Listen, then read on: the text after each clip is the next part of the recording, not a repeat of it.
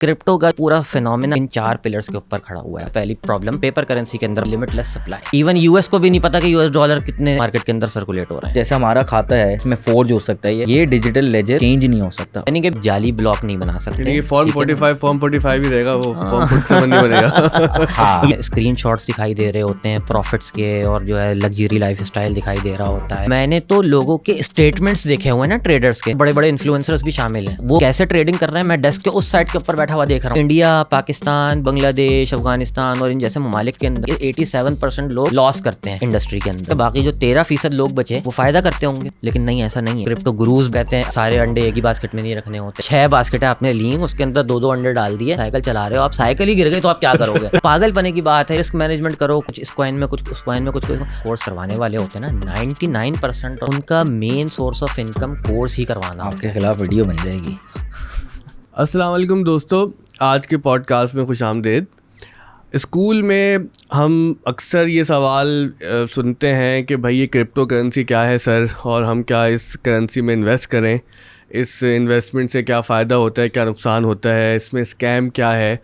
और ये जो लोग आजकल फेसबुक पे, ट्विटर पे, इंस्टाग्राम पे स्क्रीन शॉट्स डालते रहते हैं, हमने इतने पैसे कमा लिए, इतने पैसे कमा लिए, तो क्या वाकई में लोग इतने पैसे कमा रहे हैं या इस पर नुकसान ज़्यादा कर रहे हैं? कहाँ धोखा होता है, कहाँ फ़ायदा होता है, कहाँ घाटा है, कहाँ फ़ायदा है, ये सब बातें जो आपके जहन में भी होंगी। तो इस हवाले से आज हमारे साथ दुबई से तशरीफ़ लाए हुए मुज़म्मिल शेख साहब हैं, जो कि एक इस हवाले से काफ़ी माहिर भी हैं और फॉरेक्स में भी ट्रेड करते हैं, एक क्रिप्टो में भी ट्रेड करते हैं, और काफ़ी अरसे से दुबई में यही काम कर रहे हैं। गो कि इनका एक इल्मी पस मंज़र भी है, फ़लसफ़े के हवाले से, शायरी के हवाले से, उरूज़ के हवाले से, लेकिन वो बातें हम पॉडकास्ट के आखिर में करेंगे। पहले हम क्रिप्टो करेंसी पर ही फोकस करेंगे। और आज हमारे इस पॉडकास्ट में मुबश्शिर सखी भी मौजूद हैं। मुबश्शिर को आप एक दफ़ा पहले भी हमारे पॉडकास्ट में देख चुके हैं, जमजम प्याला वाला जो हमारा पॉडकास्ट था। तो मुबश्शिर एक एंटरप्रेन्योर है, एक इंजीनियर हैं, और हमारे यहाँ ऑफ द स्कूल में पढ़ाते भी रहे हैं। तो बात हम शुरू करेंगे कि सर ये जादुई सिक्का है क्या, जिसको हम क्रिप्टो करेंसी कहते हैं, बिटकॉइन कहते हैं, इसका सही नाम क्या है, और वाकई में ये सिक्का ही होता है जैसे हमने पीछे बैकग्राउंड में लगाया हुआ है, या ये हमारी इमेजिनेशन है ये? अच्छा, बहुत शुक्रिया सबसे पहले तो नजम आपका इनवाइट करने का। मुबश्शिर, आपसे भी जब पहली मुलाकात हुई तो बहुत अच्छा लगा। क्रिप्टो करेंसी के बिला जो है ताख़ीर हम जो है ना थोड़ा बहुत इसके ऊपर समझ लेते हैं। सबसे पहले तो आपके सवाल के ऊपर आते हैं कि क्या ये ऐसे ही वाकई सिक्का है या नहीं है। असल में ये तो इसकी एक वैसे ही एक इमेजिनेटिव एक पिक्चर है। असल में ये कोई सिक्का नहीं है। कॉइन जो है बिट कॉइन है। बेसिकली बिट जो है वो डेटा का सबसे छोटा यूनिट होता है। जैसे आप मेगाबाइट और गीगाबाइट जिस तरीके से आप समझते हैं, उसी तरीके से किलोबाइट होता है, और फिर उसके बाद बाइट होता है, और बाइट का भी जो है ना आखिरी जो फ्रैक्शन है उसको बिट कहा जाता है, जो 9th क्लास में कंप्यूटर की किताब में पढ़ा जाता है, बिट एंड बाइट। तो बेसिकली ये कॉइन इसके साथ लगाकर मतलब ये बताया गया है कि बेसिकली ये एक ऐसी चीज़ है जो कंप्यूटर के डेटा का एक यूनिट है, जिसको मिलाकर एक ऐसी चीज़ बनाई गई है जो करेंसी की हैसियत रख सकती है। तो ये बुनियादी वो है। अब इसको जाहिर सी बात है कि कहीं ना कहीं रिप्रेजेंट करने के लिए कोई ना कोई तो पिक्चर चाहिए ना, कोई ना कोई इमेजिनेटिव तस्वीर चाहिए जिसको आप जो है देख कर ये कह सकें कि हाँ भाई इस चीज़ के बारे में बात हो रही है। जैसे आपने भी इलस्ट्रेशन पीछे लगाई हुई है, तो ये जो है असल में जाहिर सी बात है ज़रूरी होता है हर चीज़ के साथ। तो ये इसका बुनियादी कॉन्सेप्ट है। और ज़ाहिर है कि जब कोई भी चीज़ नई आती है मार्केट के अंदर, तो उसके बारे में गलत सही हर किस्म की ओपिनियंस जो है वो मौजूद होती है। एक बार याद आ गई, क्योंकि आप शायरी का शौक रखते हैं, खू करे पै करे महसूस थी इंसान की नज़र। तो ये कि किसी चीज़ को टच करना, किसी को देखना, किसी को गुमान करना, ये इंसान की बिल्कुल ऐसा ही है। वरना आप कनेक्शन फील नहीं कर सकते ना, वरना कनेक्शन किस तरीके से आप वो करेंगे। तो ये बहरहाल ये फिर बात फिर कहीं और चल जाएगी जो है ना। तो बहरहाल ये जो है इसका बेसिकली मैंने आपको इसकी वजह तस्मिया बता दी है कि बिटकॉइन का जो है बेसिकली ये तस्वुर है। ये नाम क्यों पड़ा इसका? हाँ, ये नाम इस तरीक़े से इसका वजूद में आया। तो ये बहुत ज़्यादा जेनेरिक सा नेम है, बहुत ज़्यादा जो है ना रॉ इसको आप कह लीजिए कि ये जो है ना इसका नाम है। और ज़ाहिर सी बात है कि जिस वक्त रखा गया होगा उस वक्त शायद किसी के बारे में किसी के जहन में तसव्वुर भी नहीं होगा। जो इसका बानी है उसके जहन में भी शायद ये बात ना हो कि पता नहीं ये कहाँ तक पहुँचेगा, क्या होगा क्या नहीं होगा। आज तो सिचुएशन ही दूसरी हो गई है ना। आज हम 2024 में बैठे हुए हैं। 2008 से बन रहा है, 9 में लॉन्च हुआ, उसके बाद 13 के अंदर इसकी फ़र्स्ट जो है क्रिप्टो एक्सचेंज एक्सचेंज दुनिया के अंदर वजूद के अंदर आई है, तो आज उस बात को भी यानी एक्सचेंज के ऊपर ट्रेडिंग होते हुए भी तकरीबन 11 साल हो रहे हैं इसको। तो ये एक जर्नी है, और इस जर्नी के अंदर अगर आप देखें तो तारीख़ इंसानी के अंदर कोई ऐसी चीज़, कोई ऐसा एसेट, बल्कि एसेट तो वजूद में आना कोई हर रोज़ की बात तो है नहीं, जाहिर सी बात है, लेकिन ये एक ऐसी चीज़ है जिसने एक यूँ समझ लीजिए कि एक मिरेकल है ये। आप देखें 2009 से के अंदर एक चीज़ जिसको मतलब बनाया गया, और आज 11 और 4 15 साल के अरसे के अंदर जो है ये दुनिया की बड़े बड़े एसेट्स को पीछे छोड़ गई, ठीक है ना। तो मतलब मार्केट कैपिटल वाइज मैं जो है बात कर रहा हूँ, मार्केट कैपिटलाइजेशन इसकी इतनी बढ़ चुकी है कि आप जो है आज तसव्वुर नहीं कर सकते कि कोई चीज़ इतने कम पीरियड ऑफ टाइम के अंदर, मतलब इतने छोटे टाइम स्पैन के अंदर इतनी ज़्यादा जो है मकबूल हो जाए, और इतना मतलब जाहिर सी बात है फिर वही बात आएगी कि ये पूरा का पूरा जो कमाल है वो सारा का सारा कम्युनिकेशन का और सोशल मीडिया का और इन सारी चीज़ों का कमाल है कि कोई चीज़ इतनी ज़्यादा तेज़ी से मकबूलियत और उर्फ़ का दर्जा हासिल करने के करीब पहुँच जाए। तो ये है क्या भाई? तो इसको समझने के लिए हम चलते हैं मनी हिस्ट्री पे, और वहाँ से फिर वापस आते हैं। तो फिर कुछ सवालात मैं आपसे करूँगा, तो ये हम उसको आसानी से समझा पाएंगे। अच्छा, नहीं कि बिटकॉइन समझने के लिए हमें समझना पड़ेगा पैसा क्या है। हाँ, उसको समझने के लिए फिर उसकी टेक्नोलॉजी पे भी थोड़ी बात कर लेंगे, मगर थोड़ा हिस्ट्री ऑफ मनी पे अगर बात करें तो फिर हम आगे इस पे सवाल करते हैं। बहुत अच्छा जो है आपने सवाल की जो, बल्कि इसको मैं अगर इस तरीक़े से एक और मरतबा छोटा सा रिफ्रेजिंग इसकी कर दूं अगर मैं, तो बेसिकली हमें असल में अगर ये समझना है ना कि बिटकॉइन असल में है क्या, वाई बिटकॉइन, बिटकॉइन की गर्ज़ व गायत क्या है, तो इसको समझने के लिए हमें जो है तारीख़ के अंदर थोड़ा सा पीछे की तरफ जाना पड़ेगा। अब देखें, इंसान को वक्त के साथ साथ चीज़ों की ज़रूरत पड़ती है, चीज़ों के लेन देन की ज़रूरत पड़ती है। तो जब हम पीछे तारीख़ के अंदर जाते हैं ना, तो बिफ़ोर सिविलाइजेशन उस वक़्त में तो भाई आपने शिकार करना है, और जो है जितना आपने जो है पकड़ लिया, जितना शिकार कर लिया आपने उतना खा लिया और सो गए, और फिर वो हंटिंग एंड गैदरिंग का ज़माना कहते हैं। हंटिंग और गैदरिंग का ज़माना। जब उसके बाद फिर जब सिविलाइजेशन के अंदर कुछ कॉम्प्लेक्सिटीज़ आने शुरू हुई, तो उसके बाद लोगों को ज़रूरत पड़ी, ख़ास तौर पे एग्रीकल्चरल एरा जो थी, उसके बाद जो है लोगों को ज़रूरत पड़ी कि कोई ऐसा निज़ाम होना चाहिए कि हम जो है ये चीज़ों का जो तबादला है उसका कोई एक सिस्टम बना लें जिससे सबको आसानी हो। अब तो उसके अंदर फिर ये बार्टर सिस्टम का जो है वजूद आपके सामने आया है। तो अब बार्टर सिस्टम क्या चीज़ है कि यानी एक चीज़ के बदले में दूसरी चीज़ को लेना। यानी कि मिसाल के तौर पर मैं जो है ज़राअत करता हूँ, मेरे पास आटा है, गंदुम है, और आपके पास चावल है। तो मुझे चावल की ज़रूरत है, तो आपको मैं जो है गंदुम बदले में दे देता हूँ और आप मुझे चावल दे देते हैं। तो इस तरीके से मेरा मसला हल हो जाता है, लेन देन हो गई। हाँ, लेन देन हो गई। लेकिन अब बार्टर सिस्टम भी एक ख़ास जो है पॉइंट के ऊपर पहुँच के बहुत ज़्यादा डिफ़िकल्ट होना शुरू हो गया। मिसाल के तौर पर मेरे पास गंदुम है और आपके पास चावल है, लेकिन जो है मुझे चावल चाहिए और आपको गंदुम नहीं चाहिए। तो अब क्या हो सिचुएशन? तो फिर ऐसी कॉम्प्लेक्सिटीज़ पैदा होना शुरू हुई कि अब मैं पहले ऐसे बंदे को ढूंढूं जो मुझे गंदुम जो है मेरे लेकर और ऐसी कोई चीज़ मुझे दे दे जो आपके काम की हो। तो अब जब ये कॉम्प्लेक्सिटी पैदा होना शुरू हुई, तो फिर जो है लोगों ने तहैया किया कि भाई कोई ऐसी चीज़ को स्टैंडर्ड माना जाए जो सबके नज़दीक काबिल जो है कदर हो, ठीक है ना, कीमती हो। तो गोल्ड को स्टैंडर्ड माना गया, सही है ना। तो गोल्ड को फिर स्टैंडर्ड माना गया। इब्तदाई तौर पर बहुत ज़्यादा रॉ जो है हिसाब किताब के अंदर गोल्ड को जो है लेन देन उसकी हुआ करती थी। उसके बाद फिर सिक्कों की शक्ल आ गई, फिर उसके बाद और ज़्यादा जो है पैसों के अंदर जो है तब्दीलियाँ आती रहीं। चांदी को भी जो है फिर करेंसी माना गया। फिर जो है आप देख सकते हैं कि खुलफाए राशिदीन के ज़माने में अगर पीछे तारीख़ के अंदर हम जाते हैं तो हमें पता चलता है कि वहाँ पर आपको फलूस यानी चमड़े वगैरह की भी जो है करेंसी आपको नज़र आती है। तो ये करेंसी का बेसिकली कॉन्सेप्ट है। अच्छा, एक चीज़ जो है वो हमेशा मतलब कॉमन रही है इस पूरी हिस्ट्री के अंदर कि करेंसी हमेशा कमोडिटी हुआ करती थी, ठीक है ना। ये सही जुमला है कि करेंसी कमोडिटी होती है। आजकल डॉलर कमोडिटी बन गया हमारे लिए। हाँ, लेकिन डॉलर तो असल में तो पेपर ही है ना, वो कमोडिटी तो नहीं है। बना तो लिया हमने। हाँ, वो बना लिया है आपने, लेकिन वो फर्जी है बेसिकली। कमोडिटी का मतलब ये होता है कि कोई ऐसी चीज़ जिसकी इंट्रिंसिक वैल्यू हो, ठीक है ना, जो अपने आप में कोई वैल्यूएबल चीज़ हो, किसी की उधार ली गई वैल्यू नहीं हो उसके अंदर। जैसे पेपर करेंसी है, हाँ, जैसे पेपर करेंसी है, उसके अंदर अपनी इंट्रिंसिक वैल्यू कोई नहीं है। समझ रहे हैं बात को? तो हमेशा चाहे वो सोना हो, चाहे चांदी हो, चाहे आटा दाल चावल चीनी कोई भी चीज़ हो, ये अपने आप में इंट्रिंसिक वैल्यू रखती हैं। अरे दाल चावल तो समझ आता है कि कंजम्पशन की वजह से इंट्रिंसिक वैल्यू रखते हैं, सोना और चांदी क्यों इंट्रिंसिक वैल्यू रखते हैं? सोना असल में सोने के अंदर कुछ फीचर्स पाए जाते हैं केमिकली, ठीक है ना, जैसे उसकी मेलिएबिलिटी, यानी कि उसको किसी भी शेप के अंदर ढाला जा सकता है। बेस्ट कंडक्टर भी है कहते हैं। बेस्ट कंडक्टर है, इसी वजह से आज जो है इवन ऑर्नामेंटल, इवन ऑर्नामेंटल के बाद अगर देखा जाए तो इसका इंडस्ट्रियल यूज़ बहुत बड़ा है सोने का। तो सोना अपने आप में एक यूजेबल और एक स्टोर ऑफ वैल्यू रहा है हमेशा तारीखी से। हाँ, तो कहने का मतलब ये है कि कमोडिटी जो है वही हमेशा करेंसी बनी है।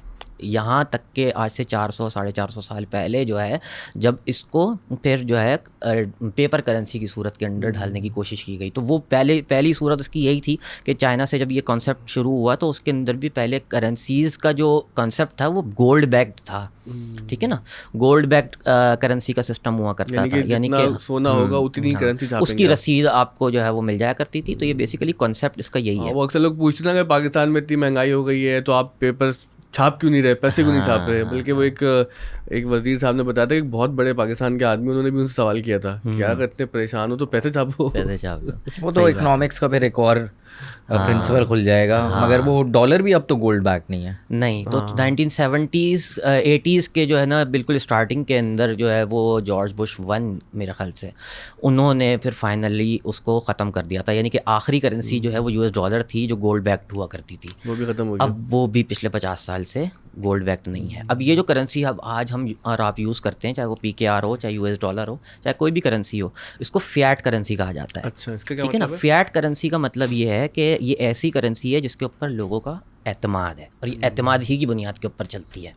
अच्छा, अब इसका नुकसान क्या है? नुकसान इसका ये है कि इसके अंदर इन्फ्लेशन पैदा होती है, ठीक है ना। इन्फ्लेशन का मतलब वक्त के साथ साथ इसकी वैल्यू कम से कमतर होती चली जा रही है, यानी कि दुनिया की सबसे मजबूत अगर करेंसी को देखा जाए तो US डॉलर है इस वक्त, ठीक है ना। तो US डॉलर की भी हाल इस वक्त जो है ना हालत ये है कि अगर आप इसका चार्ट उठाकर देखें तो आपको पता चलेगा कि इसकी डीवैल्यूएशन पिछले 100 सालों के अंदर 94% हुई है।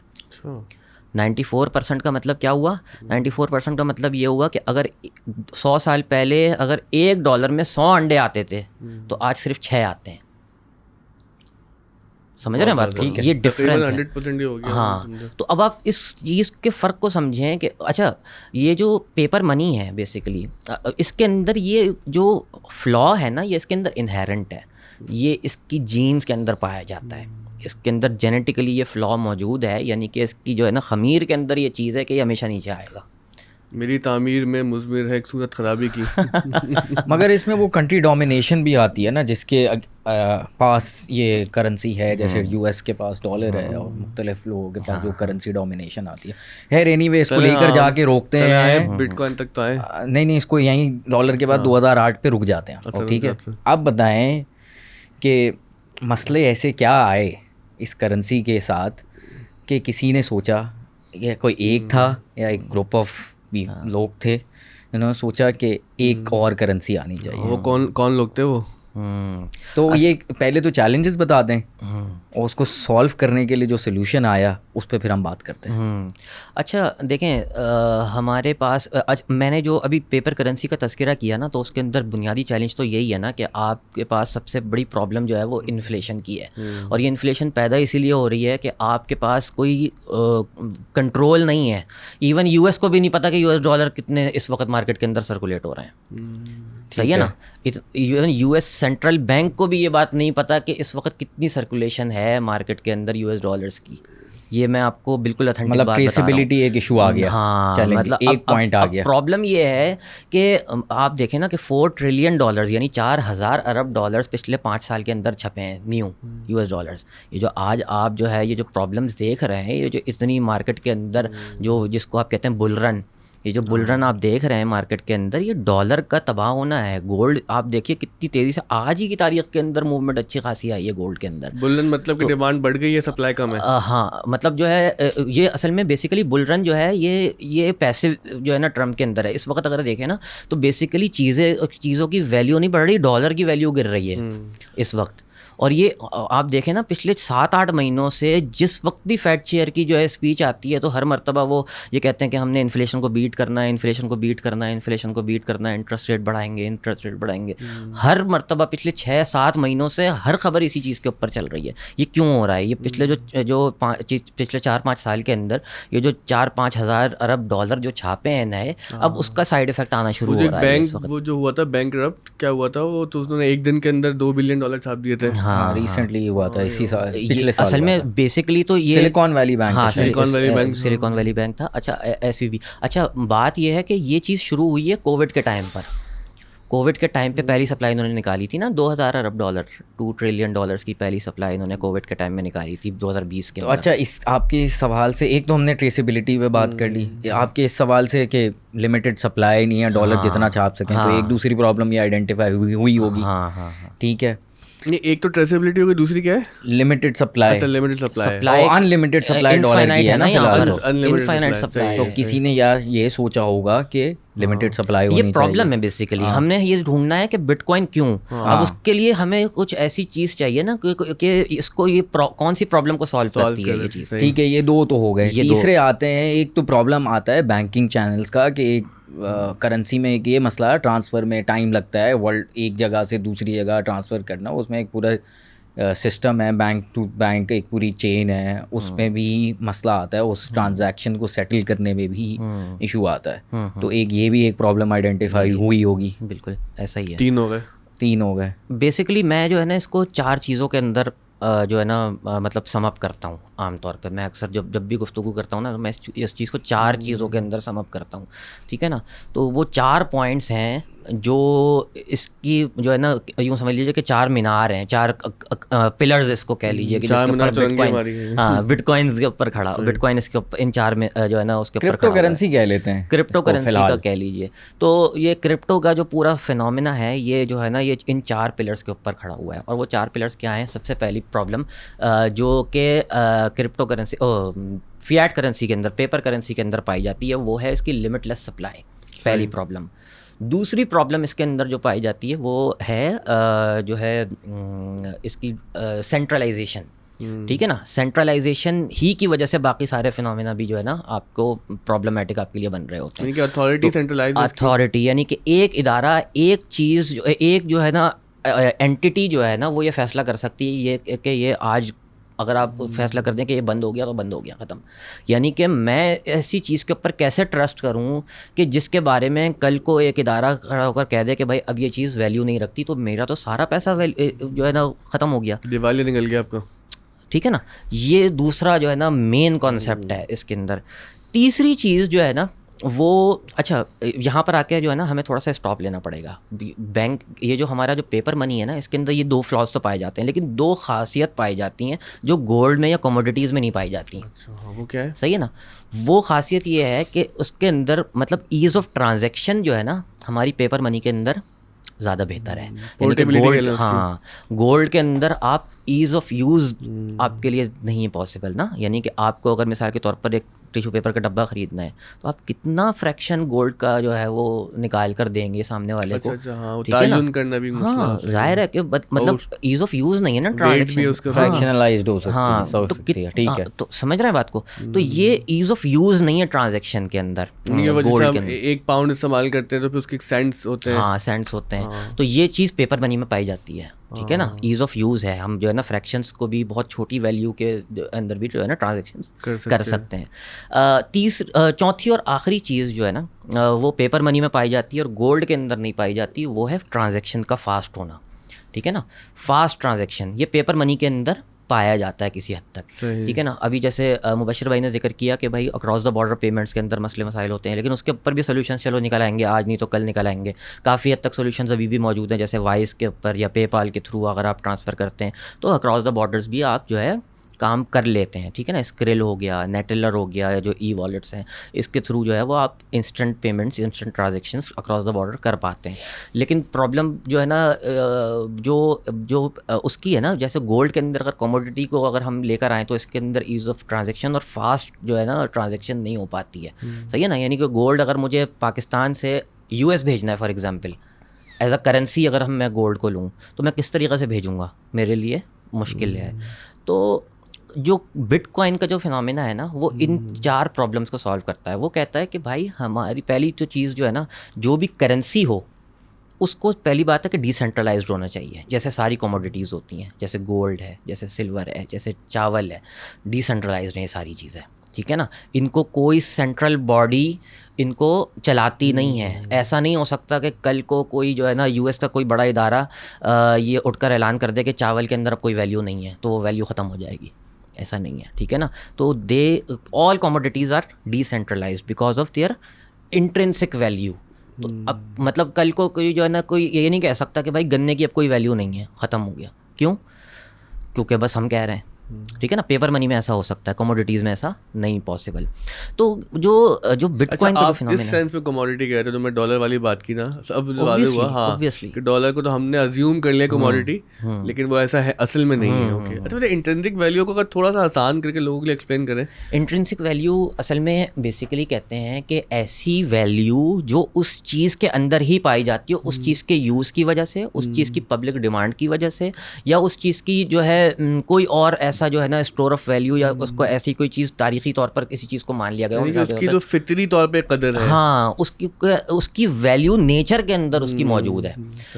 यानी कि अगर मैं कहता हूँ ना कि चावल की वैल्यू उसकी इंट्रिंसिक वैल्यू है, तो उसकी वजह यह है कि चावल का जो यूज़ है वो पूरी दुनिया के अंदर, और वो ऐसे ख़त्म नहीं हो रहा कल परसों में। और गोल्ड का एज अ प्रेशियस स्टोन की वजह से, प्रेशियस मेटल की वजह से, उसकी मेलिएबिलिटी की वजह से, उसके जो है ना ऑर्नामेंटल वैल्यू है, उसकी इंडस्ट्रियल यूज़ है, बहुत कुछ है ना उसके अंदर। ठीक है। तो कमोडिटी बेसिकली, अब मेरे ख्याल से ज़्यादा क्लियर हो गया ना कि कमोडिटी ऐसी चीज़ होती है जिसकी इंट्रिंसिक वैल्यू उसके अंदर ही मौजूद होती है, उसको कोई इदारा नहीं गवर्न कर सकता, ठीक है। तो कहने का मतलब ये है कि जो बिटकॉइन का जो फिनोमेना है ना, तो वो ये है कि उसके अंदर वो कहते हैं कि भाई जो भी करेंसी हो उसके अंदर डिसेंट्रलाइजेशन होनी चाहिए, कोई सेंट्रल गवर्नेंस ना हो उसके अंदर। यानी कि कल को ये ना हो कि मेरे पास जो है अगर 10 बिटकॉइन पड़े हुए हैं और किसी इदारे की तरफ से आ गया कि अब बिटकॉइन के अंदर कोई वैल्यू नहीं है, तो मेरा पैसा ख़त्म हो जाए। सही है ना। पंचायत में चौधरी साहब ने ऐलान कर दिया कि आज से अच्छी कोई वैल्यू नहीं है, तो ख़त्म हो गया। हाँ, तो ये पहली चीज़। दूसरी चीज़ इसके अंदर है कि उसने कहा कि भाई करेंसी जो है हमेशा लिमिटेड सप्लाई के अंदर होनी चाहिए, या फाइनाइट सप्लाई के अंदर, डेफिनेट सप्लाई के अंदर होनी चाहिए। इनडेफिनेट, इनफाइनाइट या लिमिटलेस सप्लाई ना हो। जैसे कि गोल्ड है फॉर एग्जांपल, गोल्ड की जो गोल्ड ज़मीन के अंदर है, जो गोल्ड ज़मीन के बाहर है, पूरी का पूरा पहले से ही जो है उसका तयशुदा फिगर है कि ये इतना गोल्ड जो है वो किराए अर्ज़ के ऊपर मौजूद है। उसके अंदर आप लेबॉर्ट्री के अंदर अगर आप बनाना चाहें, बना तो लेंगे, लेकिन वो गोल्ड से ज़्यादा महंगा पड़ जाएगा आपको, ठीक है ना। तो वो बेसिकली प्रैक्टिकल नहीं है।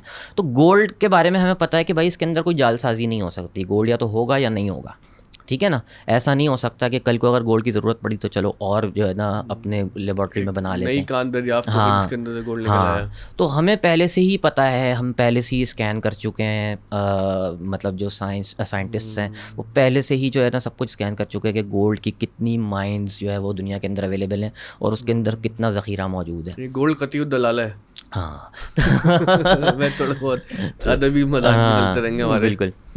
तो कहने का मतलब ये है कि जो गोल्ड के अंदर जो ये खुसूसियत पाई जाती है ना कि यानी कि लिमिटेड सप्लाई, वो कहता है कि करेंसी के अंदर ये ज़रूरी है कि उसके अंदर लिमिटेड सप्लाई होनी चाहिए, ठीक है ना। तो अब हमारे पास 2 गोल्ड वाली खुसूसियत तो आ गई। अब यहाँ पर आपके वो वाले सवाल का भी जवाब कि डिजिटल गोल्ड इसको क्यों कहते हैं मुबशिर भाई। तो गोल्ड की ये वाली 2 खासियतें इसके अंदर पाई जाती हैं क्रिप्टो में।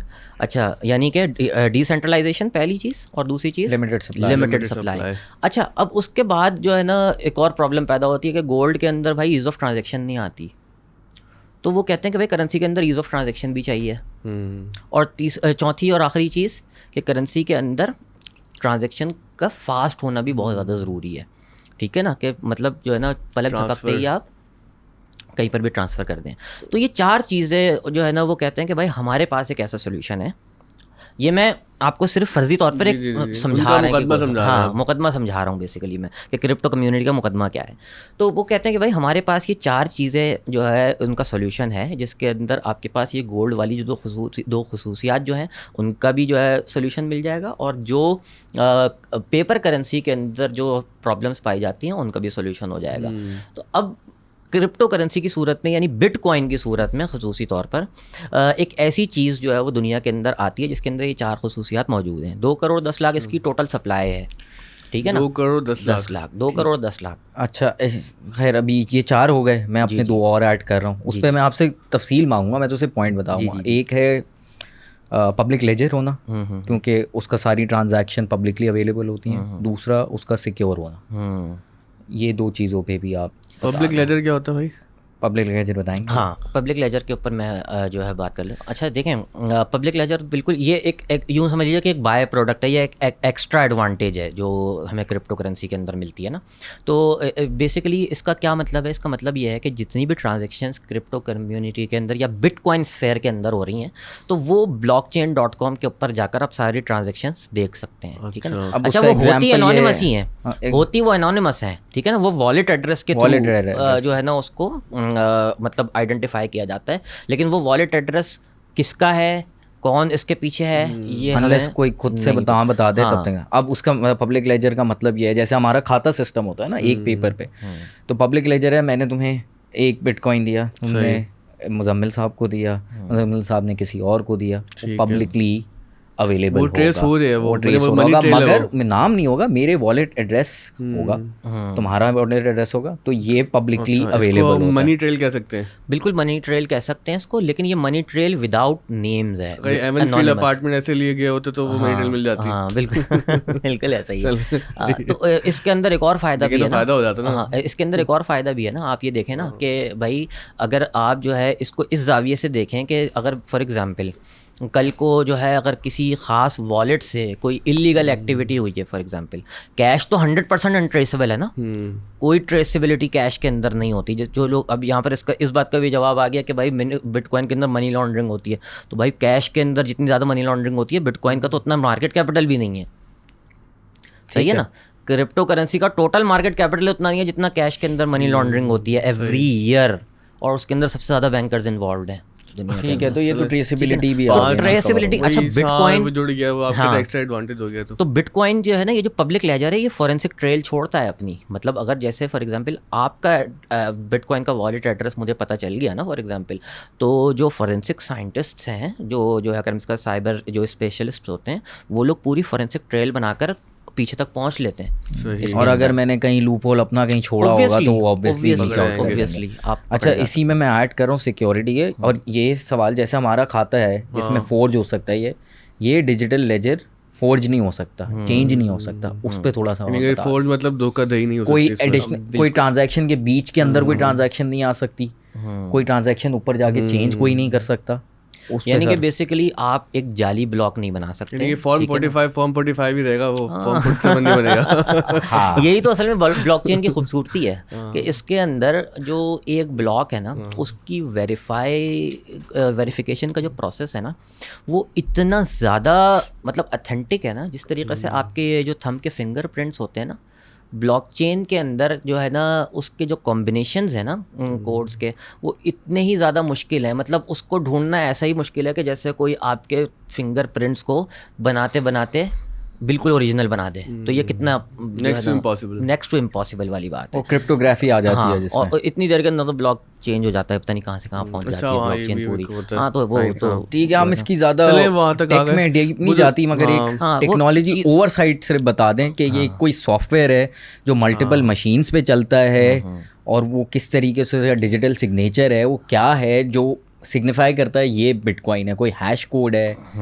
अच्छा वो सिर्फ बता दें, फिर हम आगे अपनी दूसरे टॉपिक की तरफ बढ़ते हैं। अच्छा अब देखें, बात ये है कि अब मैं यहाँ पर जाऊँगा ना तो बहुत ज़्यादा जो है ना इंडेप्थ जो है ना सिर्फ उसको ओवरव्यू पे ही रखें। तो बेसिकली अब आप यूँ समझिए बिल्कुल लेमैन टर्म के अंदर, हाँ लेमैन टर्म के अंदर बस आप ये समझिए कि ये एक ऐसा सिस्टम है जो कि पूरी दुनिया के अंदर जो है ना उसके जो नेटवर्क होल्डर्स हैं वो बैठे हुए हैं। यानी कि मिसाल के तौर पर एक बिटकॉइन की जब ट्रांजेक्शन होती है ना, तो उसके ऊपर पूरी दुनिया के अंदर हज़ारों लाखों की तादाद के अंदर जो है ना वेरीफायर जो है ना वो मौजूद हैं, और जब वो वेरिफिकेशन करते हैं तभी वो ब्लॉक जो है वो माइन होता है उसके अंदर, और जब वो माइनिंग होती है तभी एक ट्रांजैक्शन मुकम्मल हो पाती है, ठीक है ना।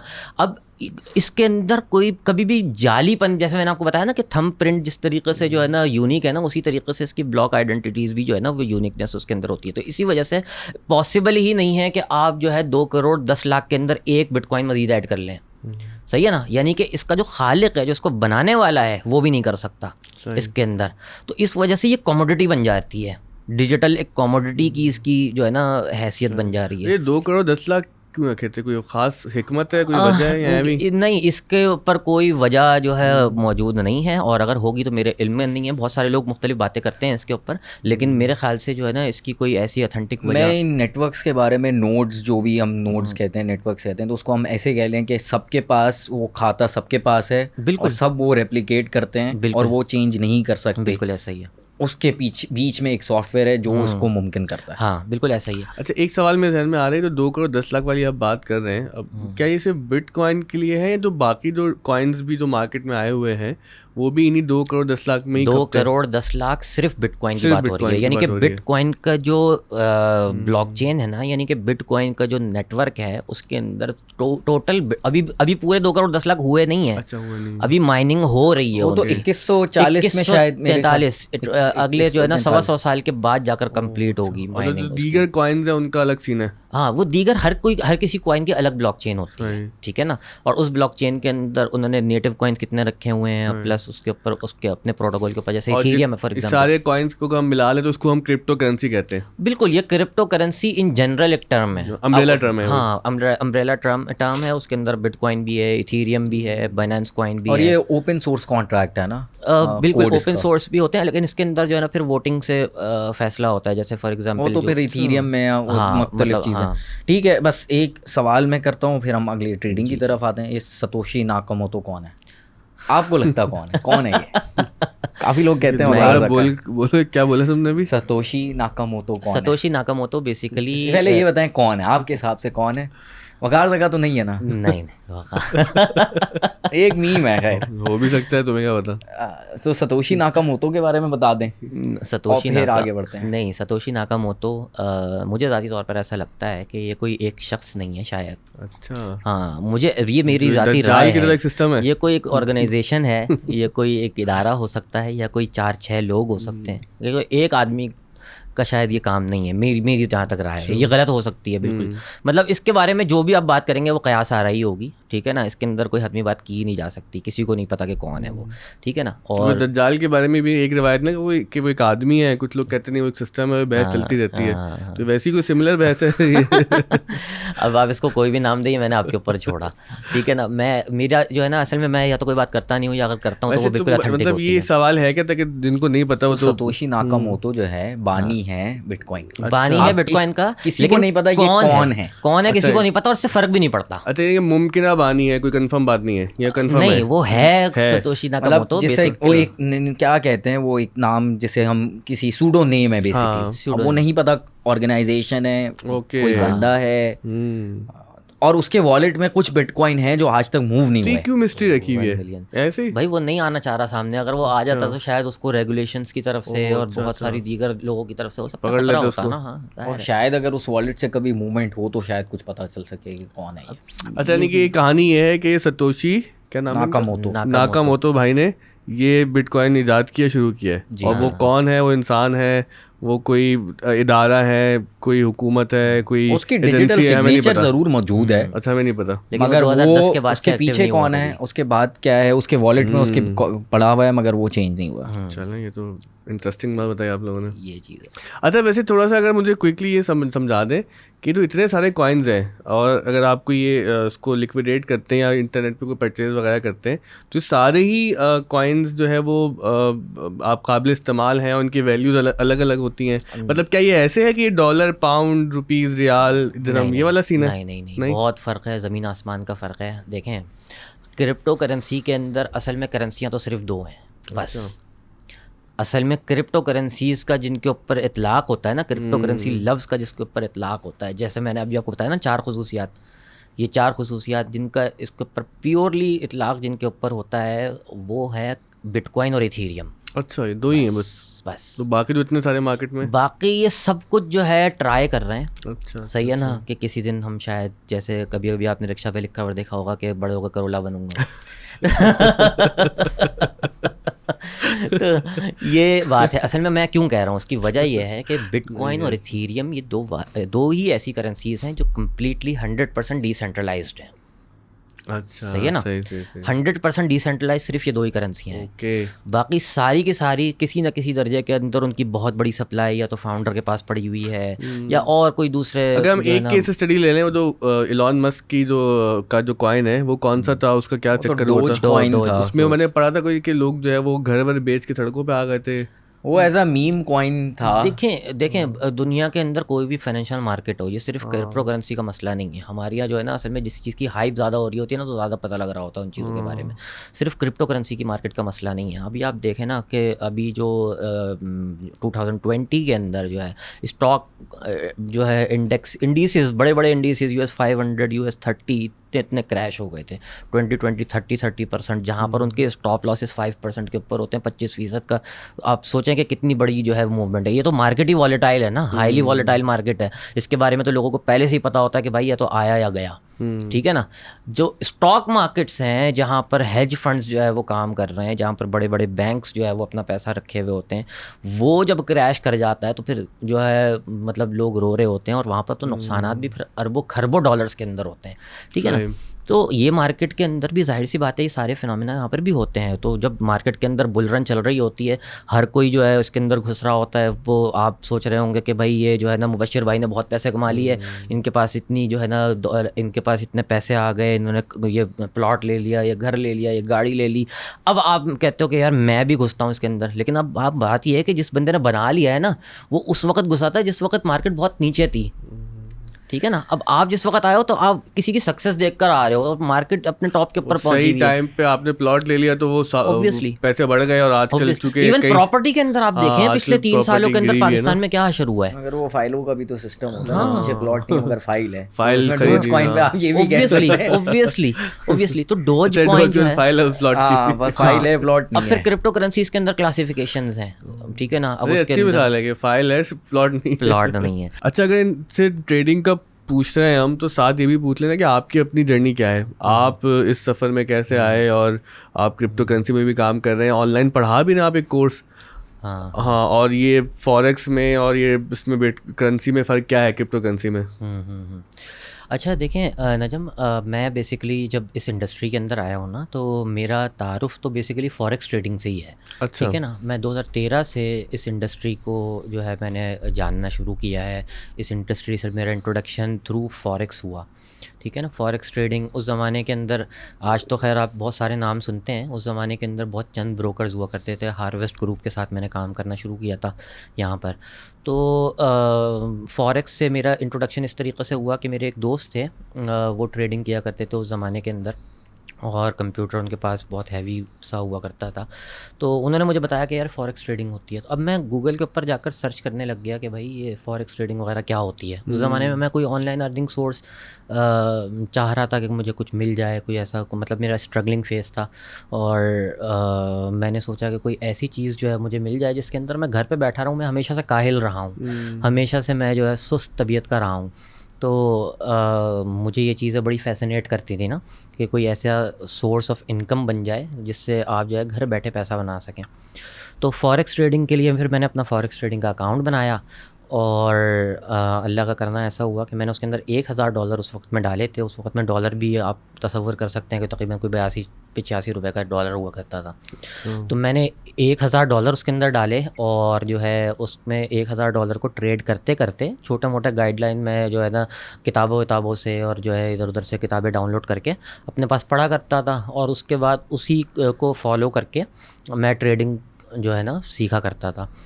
तो फिर मैंने जो है फॉरेक्स के अंदर ट्रेड करना शुरू किया, और $1000 को मैंने तकरीबन 7-8 दिनों के अंदर जो है $1000 से $1700-1800 कर लिया मैंने उसके अंदर। अच्छा, ये मेरे लिए एक जो है ना बहुत अजीब सा, बहुत सरप्राइजिंग मेरे लिए एक फिनोमेना था, इंसिडेंट आप कह लीजिए इसको, ये था। तो मुझे लगा कि यार मैं तो बहुत ज़्यादा कोई चीता ट्रेडर बन गया हूँ और बहुत ज़्यादा जो है ना मैं खुश, मेरा पाँव जो है ना मैं चलते हुए 2-2 इंच ऊपर चल रहा था मैं ज़मीन से। मैंने कहा ये मुझे कोई अलादीन का चिराग मिल गया है, वॉकिंग ओवर द मून। हाँ। तो ये जो है मेरा पहला एक्सपीरियंस था जो ट्रेडिंग की इंडस्ट्री के अंदर मुझे हासिल हुआ। उसके बाद फिर वो एक जर्नी है, ज़ाहिर है कि उसके अंदर फिर मैंने और पैसे डाले और जो है अच्छे खासे पैसे जो है ना डाल दिए मैंने। $25,000 इसके अंदर मैंने डाले उस दुबई अंदर। और वो $25,000 को मैं वही साल बता की रहा बात है हूँ, ये 2013-14 की बात है ये। तो डॉलर भी उस वक्त हाँ, नीचे तक, उस वक्त में 85-90 का डॉलर हुआ करता था। तो मैंने $25,000 डाल दिए, घर से भी लिए कुछ पैसे इधर उधर से जमा करके $25,000। इतनी मेरी औकात नहीं थी, जो सीधी बात है। तो वो भाई मैंने, क्योंकि मुझे ये लगता था कि मैं बहुत बड़ा ट्रेडर हो गया हूँ ना, तो मैंने $25,000 का अकाउंट जो है वो मैंने ओपन किया। और उस वक्त में अकाउंट ओपन करना एक बहुत बड़ा काम हुआ करता था। मतलब मैंने डॉलर अकाउंट खोला आपने? नहीं, वो था तो PKR अकाउंट। लेकिन वो फॉरेक्स ट्रेडर के जो ब्रोकरेज फर्म के ऊपर जो अकाउंट था वो डॉलर में था ना। तो ये होता है। तो अब उसके अंदर मैंने ट्रेडिंग स्टार्ट की। शुरू के तकरीबन कोई 1-1.5 हफ्ते के अंदर मैंने 25,000 के $31,000 कर दिया। ठीक है जी, ठीक है ना, क्लाइमैक्स पे आ रहे हैं। $31,000 कर दिए मैंने। और जो है मुझसे जो है ना, जो मतलब जिन लोगों ने मुझे पैसे दिए हुए थे उन्होंने कहा कि यार ये तो तुमने बड़ा अच्छा काम किया, हम कैसा करते हैं। और मैंने कहा नहीं, मैं इसी को देखो डबल करता हूँ मैं कैसे। 25 दिन में 25 दिन में पैसा डबल। तो वो $31,000 जो है भाई, वो उसके ऊपर मैंने ट्रेड लगाई। और उन दिनों के अंदर गोल्ड के अंदर वॉलेटिलिटी इंतहा की थी। मतलब 2012 से आप चार्ट देखें ज़रा गोल्ड का, 2012 के अंदर गोल्ड ने अपना ऑल टाइम हाई बनाया था। अच्छा एक बात बता दूं, जो लोग कहते हैं ना मैं फॉरेक्स ट्रेडिंग करता हूँ, वो गोल्ड में भी ट्रेडिंग कर रहे होते हैं, सिल्वर में भी, ऑयल में भी, बहुत सारी कमोडिटीज़ के अंदर भी ट्रेड कर रहे होते हैं। ठीक है ना। तो फॉरेक्स तो बेसिकली फॉरेक्स तो कहते हैं करेंसीज़ को। ठीक है ना, जैसे $US है, यूरो है, पाउंड है, जैपनीज़ येन है, ये करेंसीज़ जो है वो फॉरेक्स कहलाती हैं, यानी फॉरेन एक्सचेंज। ठीक है ना। लेकिन वो जब फॉरेक्स ट्रेडर की बात हो रही होती है तो इसका मतलब है कि वो गोल्ड में भी कर रहा है ट्रेडिंग और जो है ऑयल वगैरह में भी कर रहा है, बहुत कमोडिटीज़ भी आएंगी उसमें। तो वो गोल्ड के अंदर मैंने ट्रेड लगाई हुई थी और गोल्ड जो है वो अच्छा खासा नीचे आया हुआ था। मेरे ख्याल से कोई $1,600-1,700 के ऊपर आ गया था 2021 का ऑल टाइम हाई बनाकर। 2021 डॉलर का ऑल टाइम हाई बनाया था गोल्ड ने। और उसके बाद नीचे गिर रहा था गोल्ड और मैं उसके अंदर बाइंग कर रहा था। मैंने कहा यार गोल्ड तो ऊपर ही जाता है। और भाई वो नीचे आते आते आते आते आते इतना नीचे आया है गोल्ड, जो आप कहते हैं ना कि जो है क्रिप्टो करेंसी, मैं गोल्ड की बात कर रहा हूँ सर। ब्लड बात हो गया। हाँ, और ब्लड बात, ऐसा ब्लड बात हुआ है सर कि कुछ अरसे के अंदर $2021 से $1,050 के ऊपर आ गया गोल्ड। ओहो, यानी कि ऑलमोस्ट हाफ। मुझे कहना है प्रोग्राम तो बढ़ गया मगर चलो एनीवे, उस वक्त तो ये जुमला कहा भी नहीं गया था, लेकिन चले हुआ तो वही। तो भाई वो पूरा का पूरा जो है ना मेरा अमाउंट वाइप आउट हो गया, ख़त्म हो गया। और मैं जो है ऐसा सोशियोफोबिक घर के अंदर महसूर होकर रह गया। साइकोलॉजिकली मैं इतना ज़्यादा अनस्टेबल हो गया कि मुझे समझ में नहीं आता था मैं क्या करूँ। क्योंकि ये जो नुकसान था ये मेरी जो है ना कुल बिसात से बहुत ऊपर था। ठीक है ना। तो बहरहाल भाई मैं डिप्रेशन में चला गया। काफ़ी ज़्यादा जो है ना प्रॉब्लम्स में जो है मुझे मेंटली जो है आना शुरू हो गई। उसके बाद फिर कुछ दोस्तों ने जो है सहारा दिया, फिर मैं बाहर निकला। मैं जो है जो मेरे इन्वेस्टर्स थे उनको मैंने कहा कि भाई भागा नहीं हूँ मैं, यहीं पर ही मौजूद हूँ। ये उस वक्त मैं ये सॉफ्टवेयर वगैरह का भी मैं काम करता था, सॉफ्टवेयर्स बना कर देना, अकाउंटिंग वगैरह, वेब डेवलपमेंट, ये सारी चीज़ें। तो uruz.com भी उसी वक्त बनाई आपने? हाँ, uruz.com का वही दौर था। तो uruz.com भी उसी दौरान में बन रही थी। तो अल्लाह का शुक्र है एटलीस्ट ये किचन इनकम तो मेरी थी। मतलब जो है ना अच्छे पैसे बन रहे थे। लेकिन मतलब एकदम से इतना बड़ा जो है ना धचका मुझे लगा था, ये मेरे लिए काफ़ी बड़ा सेटबैक था। और मतलब मेरी जो पूरी ख्याली दुनिया थी वो अचानक से ज़मीन के ऊपर आकर जो है ना गिर गई। और मैं ये सोचता था कि यार मैं इससे पता नहीं क्या क्या करूँगा, और वो अचानक से जब आपके ख्वाब चकनाचूर होते हैं तो फिर वो आपको अंदाज़ा है। तो बहरहाल खुलासा कलाम ये है कि फिर 2014 पूरा गुजर गया इस चक्कर के अंदर। 2014 के मिड में शायद मुझे एक दोस्त ने कहा कि यार तुम बिटकॉइन के अंदर कुछ इन्वेस्टमेंट कर लो। यूएस के अंदर जो है वो मेरा दोस्त था। तो मैंने कहा यार ये बिटकॉइन क्या होता है। अब बिटकॉइन के ऊपर मैं तलाश कर रहा हूँ चीज़ें यूट्यूब के ऊपर। अच्छा, उस ज़माने में यूट्यूब के ऊपर भी कोई ख़ास कंटेंट नहीं हुआ करता था, ठीक है ना, और ये वो दौर था कि जब पाकिस्तान के अंदर तो यूट्यूब भी बैन थी, जैसे कि आजकल ट्विटर बैन है। हाँ, तो पाकिस्तान के अंदर यूट्यूब बैन थी, तो पाकिस्तान वही है सर, बस प्लेटफॉर्म बदला है बैन वाला। तो बहरहाल वो जो है रिसर्च करने लग गया मैं कि ये बिटकॉइन वगैरह क्या होता है। तो फिर बिटकॉइन मुझे जब समझ में आना शुरू हुआ तो फिर मैंने इसके अंदर कुछ अपनी अमाउंट डाल के छोड़ दी थी, जो अभी भी पड़ी हुई है, सही है ना। तो ये जो है एक पूरा तो बढ़ गई होगी अब अमाउंट काफ़ी आपकी। तो कहने का मतलब ये है कि फिर मैंने बाकायदा फॉरेक्स को सीखा। जर्मन एक ट्रेडर थी डॉक्टर ग्रेचन, अब इनका इंतकाल हो गया, तो उनसे मैंने फिर बाकायदा 2015 के अंदर बाकायदा सीखा है इस काम को प्रॉपरली। तो अब बात यह है कि जैसे जो है मुबशिर भाई से भी बात हो रही थी, तो वो कह रहे थे कि जो स्क्रीनशॉट्स हमें नज़र आते हैं और जो है ना लोग जो है मतलब पब्लिसिटी कर रहे होते हैं कि इतना प्रॉफिट, ये स्क्रीनशॉट्स जो है ना सिर्फ़ और सिर्फ आमतौर पर वो लोग दे रहे होते हैं जो रियल में पैसा बना नहीं रहे होते, ठीक है ना। रियल में जो पैसा बनाने वाला बंदा है ना, वो खामोशी से कहीं पर बैठा होगा, ठीक है। मेरी जर्नी अगर मैं आपको, मतलब जाहिर सी बात है अभी इतना टाइम भी नहीं है कि मैं एक्सप्लेन कर पाऊँ, लेकिन हमें सुनना है। तो खुलासा कलाम जो है वो बस ये है कि ज़्यादातर जो इंटरनेट के ऊपर हमें स्क्रीनशॉट्स दिखाई दे रहे होते हैं प्रॉफिट्स के, और जो है लग्जरी लाइफ स्टाइल दिखाई दे रहा होता है, बहुत सारी चीज़ें आपको दिखाई दे रही होती हैं जो आपको लगता है कि यार काश हम भी इस तरीके से बन जाएँ, इस तरीके से हमारे भी प्रॉफिट्स होने लगे। बेसिकली वो पीछे प्रॉफिट्स कुछ नहीं होता, मल्टीपल गाड़ियाँ हो, प्राइवेट जेट। तो आमतौर पे ये सारा का सारा गेम होता है इन्फ्लुएंसर्स का। मैं अक्सर ये बात कहता हूँ कि भाई देखो, एक होता है ट्रेडर और एक होता है इन्फ्लुएंसर या कंटेंट क्रिएटर, ठीक है ना। तो जो एक आम बंदा जो है ना, जिसको देखकर इंस्पिरेशन लेता है, वो इन्फ्लुएंसर होता है या कंटेंट क्रिएटर होता है, ठीक है ना। रियल ट्रेडर आपको आमतौर पे सोशल मीडिया पे दिखाई ही नहीं देता है, बहुत कम है। तो फिर चलें फिर इस ट्रेडिंग की बात करना स्टार्ट करते हैं, क्योंकि जो बहुत लोग पूछते रहते हैं ना कि काश मैं तेरे वॉलेट का बिटकॉइन होता तो मुझे ट्रेड किया करता। तो उसके बेसिक्स पे आ जाते हैं। पहले वॉलेट कैसे बनाना है, एक्सचेंज कौन सा डिसाइड करना है, क्रिप्टो करेंसी पे रिसर्च कैसे करनी है। मैं ये टॉपिक्स एक एक करके भी आऊँगा। क्रिप्टो करेंसी पे रिसर्च कैसे करनी है, ट्रेंड्स कैसे आइडेंटिफाई करना है, लॉन्ग इन्वेस्टमेंट कब करनी है, स्पॉट कब करना है, शॉर्ट कब करना है, और ट्रेड कब करना है, छोड़ना कब है। तो उस पर एक एक करके ये भी बता देंगे करना भी है या नहीं करना, आप करना है कि नहीं करना, ये भी है। बिल्कुल सही है। अच्छा देखें, अब ये जो आपने सवालात किए हैं ना, जाहिर सी बात है कि इसके अंदर जो है ना बहुत ज़्यादा डिटेल्ड है सारी चीज़ें। अच्छा, इसका सिर्फ एक डिस्क्लेमर दे दें या पहले इस बता दें, अभी पाकिस्तान में इसका लीगल स्टेटस हाँ, लीगल स्टेटस के ऊपर सबसे पहले तो हम बात कर लेते हैं। देखें, पाकिस्तान के डिस्क्लेमर के any advice we give it to you 100% educational purpose के लिए। मैं क्योंकि दुबई में होता हूँ, मैं दुबई का रेजिडेंट हूँ, यूएई का रेजिडेंट हूँ, तो वहाँ पर ट्रेडिंग वगैरह सारी चीज़ें अलाउड हैं, लीगल है, उसका लीगल स्टेटस है प्रॉपर। तो मैं जो बात कर रहा हूँ, मैं उस माइंडसेट के साथ बात कर रहा हूँ कि मैं दुबई के अंदर क्या करता हूँ, ठीक है ना। अब यहाँ पर पाकिस्तान का डर के लोग बातें कर रहे हैं, कोई प्रॉब्लम हो जाती है इससे? वो हम बाद में बात करेंगे। नहीं, डरने वरने की बात नहीं है। मैं तो डिस्क्लेमर दे दिया आप लोगों ने, एक डिस्क्लेमर ये दे रहा है, एक डिस्क्लेमर नहीं, उसकी वजह ये होती है कि असल में बाज़ वक़्त जो है ना, आप कुछ कह किसी और जाविये से रहे होते हैं और लोग उसको समझ किसी और जाविये से लेते हैं। हर मुल्क का रेगुलेटर उस चीज़ को डिस्क्लेमर ये एजुकेशनल पर्पस है, हमारी एडवाइस डज नॉट मैटर। मतलब अगर जैसे मैंने अपनी डिस्कशन के अंदर अगर मिसाल के तौर पर ये बात कह दी ना कि यार मुझे लगता है बिटकॉइन का फ्यूचर अच्छा है, और अगर किसी ने इसमें इन्वेस्टमेंट कर ली, इस वक्त $65,000 के ऊपर बिटकॉइन चल रहा है, कल को 50,000 के ऊपर आ जाता है, तो लोग जो है ना आकर मेरा गला पकड़ेंगे ना कि भाई तुमने कहा था कि बिटकॉइन का अच्छा फ्यूचर है। चले वहाँ से वो लीगल स्टेटस से शुरू करते हैं पाकिस्तान। तो पाकिस्तान के अंदर इस वक्त ग्रे एरिया है, ठीक है ना। पाकिस्तान के अंदर इसका अभी फ़िलहाल कोई स्टेटस नहीं है लीगली। अगर आप काम करते हो इसके अंदर, बेसिकली मैं आपको स्टेटस इसका बता रहा हूँ, इलीगल नहीं है अभी बिटकॉइन, ठीक है ना। इसके ऊपर इलीगल जो है कोई जो है ना इसके ऊपर कानून मौजूद नहीं है। तो जब कानून ही मौजूद नहीं है तो इसका मतलब ये हुआ कि अगर खुदा न खास्ता कल को कोई बिटकॉइन की या किसी क्रिप्टो करेंसी की ट्रांजेक्शन के अंदर अगर कोई डिस्प्यूट पैदा होती है तो स्टेट बैंक ऑफ पाकिस्तान उसके अंदर इन्वॉल्व नहीं होगा, ठीक है ना।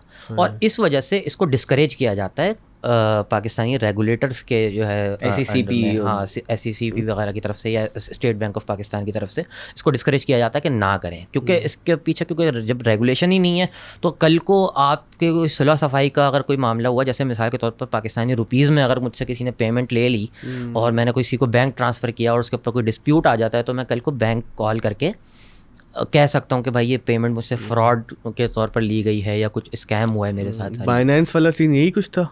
बाइनेंस पाकिस्तान में इज नॉट, नहीं कुछ हुआ था ना वो धोखे वाला सीन। हाँ वो तो हैकिंग पे तो हम बात कर सकते हैं। वो यही प्रॉब्लम था कि रेगुलेटर नहीं था तो लोगों के साथ धोखा हो गया। नहीं वो अलग चीज़ थी, वो पूरी अलग चीज़ है।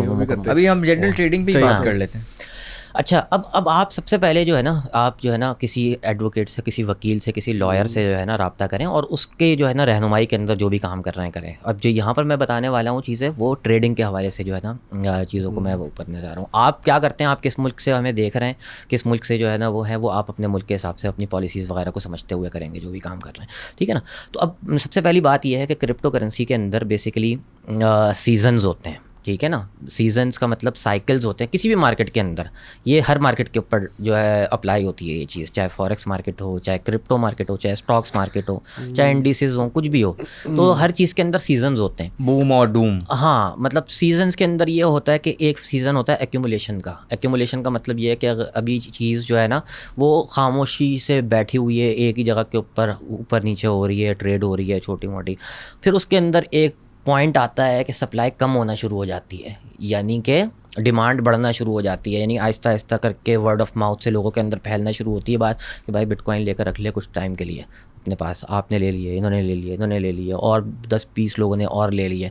इस तरीके से आहिस्ता आहिस्ता करके मार्केट से सप्लाई कम होना शुरू हो जाती है, क्योंकि आपने भी होल्डिंग कर ली है, इन्होंने भी होल्डिंग कर ली है, मैंने भी होल्डिंग कर ली है और हज़ारों लोगों ने होल्डिंग कर ली है। तो उसके बाद फिर जब सप्लाई कम होना शुरू हो जाती है तो मार्केट के अंदर फिर एक पीरियड ऐसा आता है जब डिमांड बढ़ना शुरू होती है, और वो पीरियड होता है ब्रेकआउट का, ठीक है ना। ब्रेकआउट होता है मार्केट के अंदर, अचानक से लोगों के अंदर सेंटिमेंट्स चेंज होना शुरू हो जाते हैं कि यार मार्केट ऊपर जा रही है, सही है ना। और ज़्यादा लोग, जो 1000 लोग थे अब वो 1000 लोगों से 10,000 लोगों तक बात पहुंच गई, ठीक है ना। एक ग्रीड का फैक्टर जो है क्रिएट होना शुरू हो जाता है, और जब ग्रीड का फैक्टर क्रिएट होता है तो फिर जो है ये होता है कि हर कोई बंदा जो है ना वो कह रहा होता है भाई, अपने आस पड़ोस के लोगों को फिर बताया जा रहा होता है कि भाई इसके अंदर डाल दो पैसा, बहुत अच्छा जो है ना प्रॉफिट इसके अंदर आ जाता है। तो इस तरीके से ये वर्ड ऑफ माउथ से फैलते फैलते फैलते फैलते फिर एक पॉइंट ऐसा आता है कि जब जो है जैसे आप और मैं जो फर्स्ट टाइम इन्वेस्टर थे, यानी कि जिन्होंने सबसे पहले इन्वेस्टमेंट की थी एक्यूमुलेशन पीरियड के अंदर, अब हमारी लाइफस्टाइल के अंदर चेंजेस आना शुरू हो जाते हैं, ठीक है ना। आपने गाड़ी ले ली, आपने कोई प्लॉट ले लिया, आपने कोई घर ले लिया, आपने अपना लाइफस्टाइल चेंज कर लिया, बहुत सारे अपने गैजेट्स ऐड कर लिए, आप अपना कोई फॉरेन ट्रैवल के ऊपर जाना शुरू कर दिया। तो अब आपको देखते हुए बहुत सारे दूसरे लोग इन्फ्लुएंस हो रहे होते हैं, ठीक है ना। अब ये वो पीरियड है जो यूफोरिया का पीरियड होता है मार्केट के अंदर, यानी कि मार्केट तकरीबन अपने ऑल टाइम हाई के ऊपर पहुंच चुकी है, सही ना। वो एक जो है मशहूर मेरे ख्याल से राकेश झुनझुनवाला ने ये बात कही थी, इंडिया के जो जिनको कहा जाता है वॉरेन बुफे हैं वो, तो उन्होंने ये बात की थी कि जिस वक्त जो है ये रिक्शा का ड्राइवर और जो है बस का कंडक्टर भी ये बात करने लगे ना कि स्टॉक मार्केट में पैसे डाल दो बहुत अच्छा नफ़ा होगा, तो इसका मतलब है कि उस वक्त निकलने का टाइम है। यानी कि एक आम आदमी को जब इस चीज़ के बारे में जिस वक्त पता चल रहा है ना, इसका मतलब है कि अब बहुत लेट हो चुका है, अब मार्केट के अंदर घुसने का टाइम नहीं है, अब निकलने का टाइम है, सही है ना। तो ये ही हो रहा होता है जब ऑल टाइम हाई के करीब होती है ना मार्केट, तो हर कोई इसके बारे में बात कर रहा होता है। फिर टीवी के ऊपर भी आपको बार बार खबरें चलती हुई नज़र आएंगी, ठीक है ना। और मतलब सोशल मीडिया के ऊपर भी हर कोई इसके बारे में बातचीत कर रहा होगा कि मार्केट यहाँ और यहाँ और यहाँ और इतने मिलियनर्स बन गए और इतने बिलियनर्स बन गए, ये सारी चीज़ें, यंगेस्ट मिलियनर्स एंड बिलियनर्स। तो जो मिलियनर्स बनते हैं वो उस वक्त में बनते हैं कि जब मार्केट के अंदर ब्लड बाथ हो रहा होता है, ठीक है ना। मार्केट के अंदर क्रैशेस हो रहे होते हैं, मार्केट जो है वो मतलब यूफोरिया के बाद होता है, ये यूफोरिया के बाद फिर क्रैश, जाहिर सी बात है एक साइकिल है ना। तो जब एक यूफोरिया क्रिएट हो गया है तो उसके बाद फिर मार्केट के अंदर क्रैश होगा, क्योंकि मैंने और आपने भी तो कहीं ना कहीं अपनी सप्लाई को कैश आउट करना है ना, प्रॉफिट्स को टेक करना है ना, ये ह्यूमन साइकोलॉजी है ये, ठीक है ना। तो चार्ट्स के ऊपर जो ये जो टेक्निकल एनालिसिस है बेसिकली ये ह्यूमन बिहेवियर की एक पूरी साइंस है, सही है ना। चार्ट को जब आप देख रहे होते हैं तो उसके ऊपर जो आपको कैंडल स्टिक पैटर्न्स जो नज़र आ रहे होते हैं ना, चार्ट पैटर्न्स, वो बेसिकली एक ह्यूमन फिलॉसफी या ह्यूमन साइकोलॉजी का एक पूरा विजुअलाइजेशन है वो, कि ह्यूमन माइंड किस तरीके से काम करता है, कि जो है काबिल और जो समझदार लोग हैं वो उस वक्त के अंदर मार्केट के अंदर इंटर होते हैं जब मार्केट गिरी हुई होती है। सही है ना। डंप पे, हाँ ऑब्वियसली, मतलब डंप पे भी नहीं, यानी कि डंप तो जाहिर सी बात है कि एक छोटी सी टर्म है कि जैसे फॉर एग्जांपल अभी मार्केट जो है वो 70,000 के ऊपर थी, अभी 65,000 के ऊपर आ गई, तो ये डंप है, ठीक है ना। फिर एक वक्त वो आता है कि बियर मार्केट शुरू हो जाती है, पूरी प्रॉपर डाउन ट्रेंड शुरू हो जाता है, फिर डाउन बाइंग टाइम होता है। हाँ, तो डाउन ट्रेंड के अंदर फिर जैसे फॉर एग्जांपल मैं एक छोटी सी स्ट्रेटेजी आपके साथ डिस्कस कर लेता हूँ कि जैसे स्पॉट के ऊपर अगर फॉर एग्जांपल क्रिप्टो करेंसी जो है ना वो अपने ऑल टाइम हाई से अगर 50% डाउन है तो आप स्पॉट के ऊपर बाइंग शुरू कर सकते हैं, ठीक है ना। स्पॉट के ऊपर आप बाइंग शुरू कर दें, फॉर एग्जांपल $70,000 के ऊपर मार्केट पहुंची थी लास्ट टाइम ना, ठीक है ना। अब मार्केट आ गई 35,000 के ऊपर, यानी कि ऑल टाइम हाई से 50% डाउन आ गई। 35,000 के ऊपर आप थोड़ी सी बाइंग कर लें पार्ट्स के अंदर, यानी कि पोर्टफोलियो मैनेजमेंट के अंदर आप जो है, इसको कहते हैं DC है, यानी डॉलर कॉस्ट एवरेजिंग, यानी कि आप 35,000 के over the period of time 35,000 के ऊपर कुछ आपने बाइंग कर ली, उसके बाद 30,000 के ऊपर कुछ बाइंग कर ली, फिर 25,000 के ऊपर कुछ कर ली, फिर कुछ 20,000 के ऊपर कर ली, और उसके बाद कुछ और जितना अगर 15,000 के ऊपर अगर आती है मार्केट तो आपने वहाँ पर भी बाइंग कर ली। अब जब मार्केट उठी है तो अब 70,000 के ऊपर दोबारा खड़ी हुई है, समझ रहे हैं बात को। अब सिचुएशन आप देखिएगा, PKR के अंदर जिस वक्त मार्केट 70,000 के ऊपर थी 2 साल पहले, सही है ना, तो उस वक्त बिटकॉइन था 84 लाख रुपए का पाकिस्तानी हिसाब से, और जिस वक्त मार्केट जो है गिरते गिरते 25,000 के ऊपर आ गई तो बिटकॉइन उस वक्त भी 84 लाख रुपए का था पाकिस्तानी रुपये। डॉलर की जो है डॉलर इतना ज़्यादा अप्रिसिएशन चढ़ गया, रुपया गिर गया, रुपी डिवैल्यूएशन, डॉलर तो अभी इस वक्त अगर आप देखें तो बिटकॉइन अपने पुराने ही टाइम के ऊपर, अपने पुराने ही लेवल के ऊपर तकरीबन ट्रेड हो रहा है 70,000 के ऊपर, जो इसका ऑल टाइम हाई था 2 साल पहले। लेकिन आज की वैल्यू अगर आप निकालेंगे ना तो जो है डॉलर टर्म्स के अंदर तो वो वैल्यू डबल से भी ज़्यादा हो गई है PKR के हिसाब से अगर देखेंगे। खैर ये यूफोरिया जो पॉइंट होता है, वैसे इसके कोई आइडेंटिफाई करने के पॉइंट्स हैं, या आप बस अपनी ग्रीड वो प्रॉफिट को पहले बुक करके निकल जाएं और वेट करें? ये किस, या एक तो ये चीज़, दूसरी एक होता है कि गाड़ी निकल गई, अब दो इसमें नहीं हो सकता। ये 2-3 चीज़ बेसिक टर्म्स जो इस्तेमाल किए जाते हैं, इसको कैसे आइडेंटिफाई? अच्छा देखें, 2 तरीके के लोग होते हैं, सही है ना। एक वो लोग होते हैं जिनको ओवरनाइट सक्सेस चाहिए होती है, सही है ना, ये लोग तो हमेशा ही लॉस करते हैं, ये लोग तो हमेशा ही लॉस करेंगे। एक वो लोग होते हैं जो लॉन्ग टर्म इसके अंदर काम करने के लिए बैठे हुए, तो उनके लिए कभी भी ट्रेन निकलती नहीं है, सही है। आज भी ट्रेन खड़ी हुई है अपनी जगह के ऊपर, कमोडिटीज़ के अंदर या इवन इंडिसेस के अंदर भी, जब भी आप घुस जाएं तो राइट टाइम है। बिटकॉइन में आज भी राइट टाइम है, कल भी राइट टाइम था, परसों भी राइट टाइम था, सही है ना।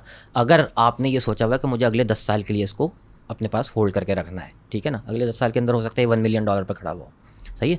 और अभी अगर किसी ने इन्वेस्ट किया है ये सोचकर कि भाई मैं अगले 6 महीनों के अंदर मैं इसमें से कुछ निकाल लूँगा, हाँ, तो ऐसा कुछ नहीं होने वाला, ठीक है ना। अगले 6 महीनों में हो सकता है कि ये 40,000 के ऊपर 45,000 के ऊपर खड़ा हुआ हो दोबारा से। तो आप इतने श्योरिटी से कैसे कह रहे हैं कि लॉन्ग टर्म में ये आपको प्रॉफिट देगा? हो सकता है लॉन्ग टर्म में नुकसान दे दे। और मेरा इससे एक और भी सवाल है कि प्रोजेक्ट आइडेंटिफिकेशन कैसे करें? सिर्फ बिटकॉइन पे तो अभी हम बात कर रहे थे, मगर लेट्स से हम डिफरेंट करेंसी पे जाते हैं, डिफरेंट करेंसी पे ट्रेड करना चाहते हैं, तो उसके पीछे कुछ बैकिंग होती है, वाइट पेपर होता है, या वो प्रोजेक्ट पे काम कर रहे होते हैं, उसका भी थोड़ा बता दें।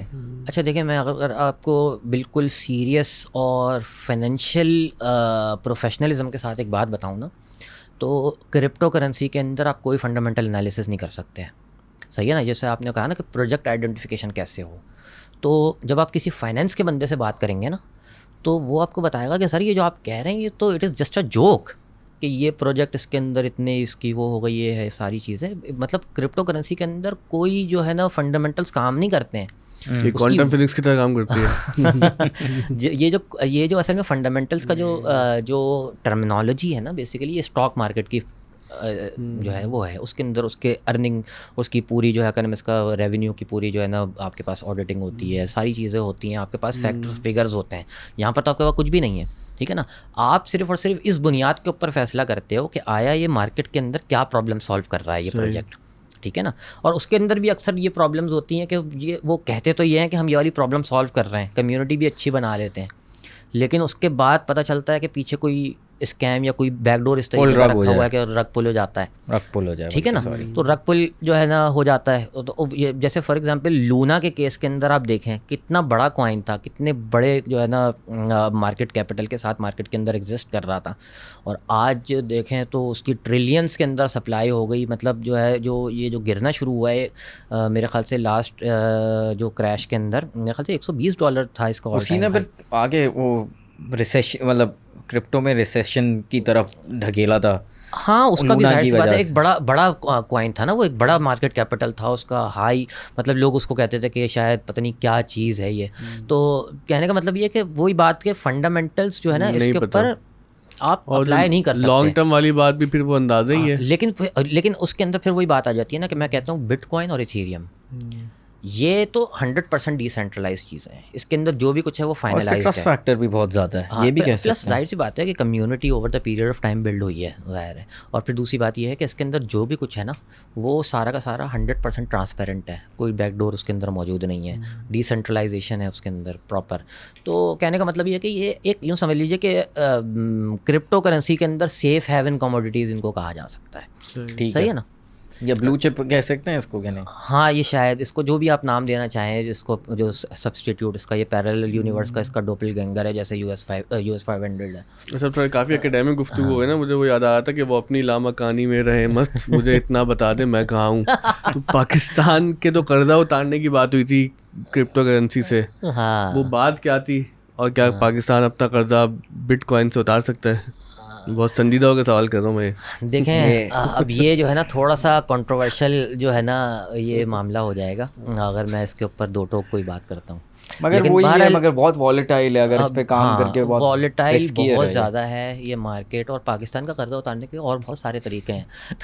कौन से तरीके हैं वो बता, जरूरी थोड़ी है वही लॉन्ग टर्म इन चीज़ के। हाँ, लॉन्ग टर्म ही तरीका है ना बेसिकली। देखें फाइनेंसिस के अंदर जो है ना जब पोर्टफोलियो मैनेजमेंट की बात हो रही होती है ना तो क्रिप्टो करेंसी अब यहाँ पर मुबशर आप जो है ना इस बात को समझते हैं ज़्यादा अच्छे तरीके से। क्रिप्टो करेंसी के अंदर जब हम बात करते हैं ना बिटकॉइन, इथेरियम, लाइट कॉइन और जो है वो बहुत सारी क्रिप्टो करेंसीज़, और फिर जो ये जो क्रिप्टो गुरूज बैठे हुए होते हैं वो कहते हैं रिस्क मैनेजमेंट करें। तो मैं उनसे पूछता हूँ भाई रिस्क मैनेजमेंट कैसे करेंगे आप इसके अंदर, ठीक है ना। वो कहते हैं अपने एक जो है सारे अंडे एक ही बास्केट में नहीं रखने होते इसके अंदर। मतलब ये उनका मतलब ये होता है इसके कि आप कुछ पैसे अपने बिटकॉइन में डाल दो, कुछ इथेरियम में डाल दो, कुछ लाइट कॉइन में डाल दो, कुछ जो है वो, हालांकि बहुत बेसिक बात हो गई है लेकिन हर दफ़ा की जा रही है कि सारे अंडे सुनिएगा ये आयरनी देखिए।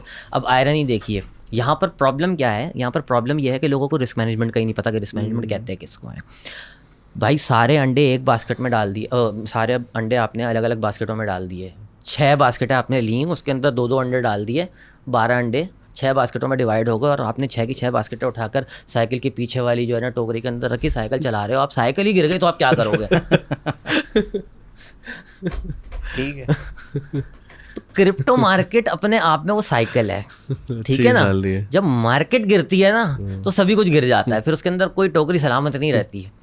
समझ में आ रही है बात? कितना अंडा टूटा है उस पर। हाँ, वो जो है ना ये पागलपने की बात है जो लोग कहते हैं ना रिस्क मैनेजमेंट करो, कुछ इस कॉइन में, कुछ उस कॉइन में, कुछ भाई देखो अब मैं तो क्योंकि हेज फंड साइट के ऊपर मेरा एक्सपीरियंस रहा है ना अल्हम्दुलिल्लाह, तो मुझे इन चीज़ों का ज़ाती तौर पर पता होता है कि भाई आपका जो है ना जो रिस्क फैक्टर है, एक तो इंडिपेंडेंट किसी इंस्ट्रूमेंट का रिस्क फैक्टर होता है। मिसाल के तौर पर लूना का एक अलग रिस्क फैक्टर है और एक टोटल मार्केट का रिस्क फैक्टर है, सही है ना। तो जब हेज फंड्स के ऊपर जब हम काम कर रहे होते हैं ना पोर्टफोलियो मैनेजमेंट के अंदर, तो पोर्टफोलियो मैनेजमेंट के अंदर सबसे ज़्यादा ज़रूरी ये चीज़ होती है कि सबसे पहले आप मार्केट रिस्क को न्यूट्रलाइज़ करते हैं, ठीक है ना।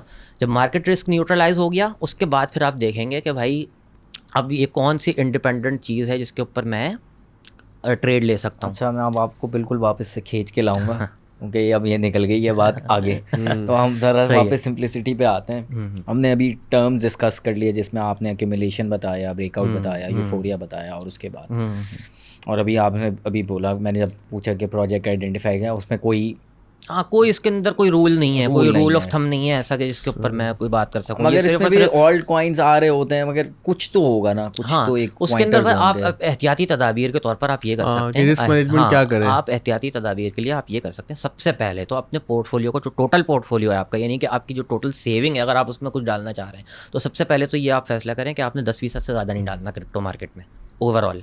जैसे अगर मेरे पास 100 रुपए की सेविंग है तो मैं सिर्फ 10 रुपए से ज़्यादा होशियारी ना, ठीक है ना, हाँ 10 रुपये डालेंगे, यही आपका रिस्क। आप जो है ना, मतलब ये रिस्क मैनेजमेंट का पहला रूल है ये।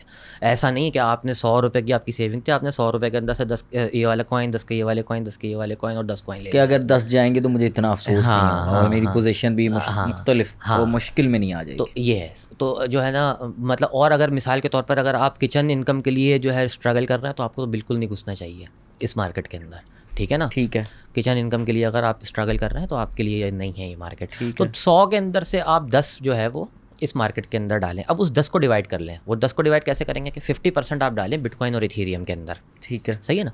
और बाकी 50% के अंदर आप जो है ये देखिए कि किस जो है कॉइन के ऊपर कम्युनिटी ज़्यादा अच्छी है। यानी कि जैसे ट्विटर के ऊपर आप जाकर चेक कर सकते हैं कि किसी प्रोजेक्ट, ट्विटर तो बंद हुआ है पाकिस्तान, हाँ मतलब पूरी दुनिया के अंदर तो चल ही रहा है ना ट्विटर या एक्स जिसको कहते हैं, खुद पाकिस्तान मजाक बन गया ट्विटर बंद करके। आप जो है उसके ऊपर ये चेक करें कि कम्युनिटी किस कॉइन की ज़्यादा है। दूसरी चीज़ क्या करनी है, उस कॉइन के अंदर ये जो ऐसा भी होता है अक्सर कि स्टेकिंग के ऊपर आपको बहुत ज़्यादा रिवॉर्ड्स मिल रहे होते हैं ना। मतलब जैसे केक का मसला है, तो केक के साथ क्या मसला हुआ, केक के साथ यही मसला हुआ कि सप्लाई इतनी आती चली जा रही है कि मार्केट कभी उठ ही नहीं सकती उसके अंदर। तो लिमिटेड सप्लाई होनी चाहिए, सप्लाई लिमिटेड होनी चाहिए, अनलिमिटेड सप्लाई नहीं होनी चाहिए, सही है ना। तो ये चीज़ इसके अंदर टीम का बैकग्राउंड, जिसने टीम का बैकग्राउंड, असल में इसके अंदर टीम का बैकग्राउंड ज़्यादा मैटर इसलिए नहीं करता है क्योंकि बहुत सारे कॉइन्स ऐसे हैं जिनके अंदर पीछे कोई टीम नहीं है लेकिन बहुत अच्छे सक्सेसफुल कॉइन्स हैं। सही है। अच्छा, इसमें एक जुड़ा सा सवाल ये है कि कुछ लोग जो है जो कि देखते ही है ना कि आपका जो रुपी है वो डिवैल्यू हो रहा है, तो उसको बिटकॉइन या क्रिप्टो करेंसी इसलिए भी लेते हैं कि हमारे पैसे डिवैल्यू ना हो। तो इज इट सेफ कि ये सही तरीका है? बेहतर भाई आप डॉलर खरीद लें, डॉलर खरीद लें।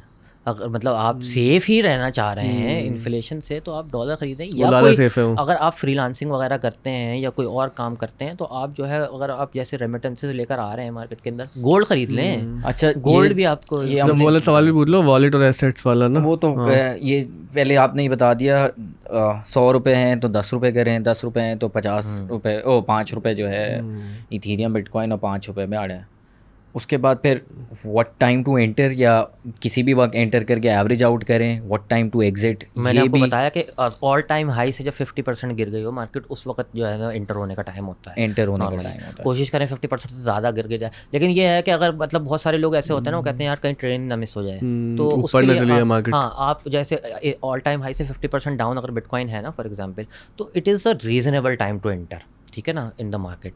तो अगर जैसे फॉर एग्जांपल अगर आप 50% के ऊपर एंटर होते हैं और उसके बाद फिर मार्केट नीचे आती है, आप DCA कर लें, DCA करने के बाद और नीचे वैसे कोई ऐसा कोई तरीका स्पॉट है, की बात कर रहा हूँ ये मैं फ्यूचर्स वगैरह की, वो तो उसको छोड़ दें, वो फिर बहुत टेक्निकल है। और ऐसा कोई तरीका है कि हम यूफोरिया जो पीक है उससे पहले, ये एक तो होता है ना ग्रीड के बगैर मैं यार मैं 30% प्रॉफिट होगा मैं बुक करूँगा निकल जाऊँगा, मार्केट कुछ भी करे, एक तो ये है कि ये तो इंडिविजुअल है। बट कोई ऐसा तरीका है जिसमें मैं यूफोरिया से पहले ही आइडेंटिफाई कर लूँ कि ये मैं इससे पहले ही निकल जाना चाहिए? बिल्कुल है तरीका।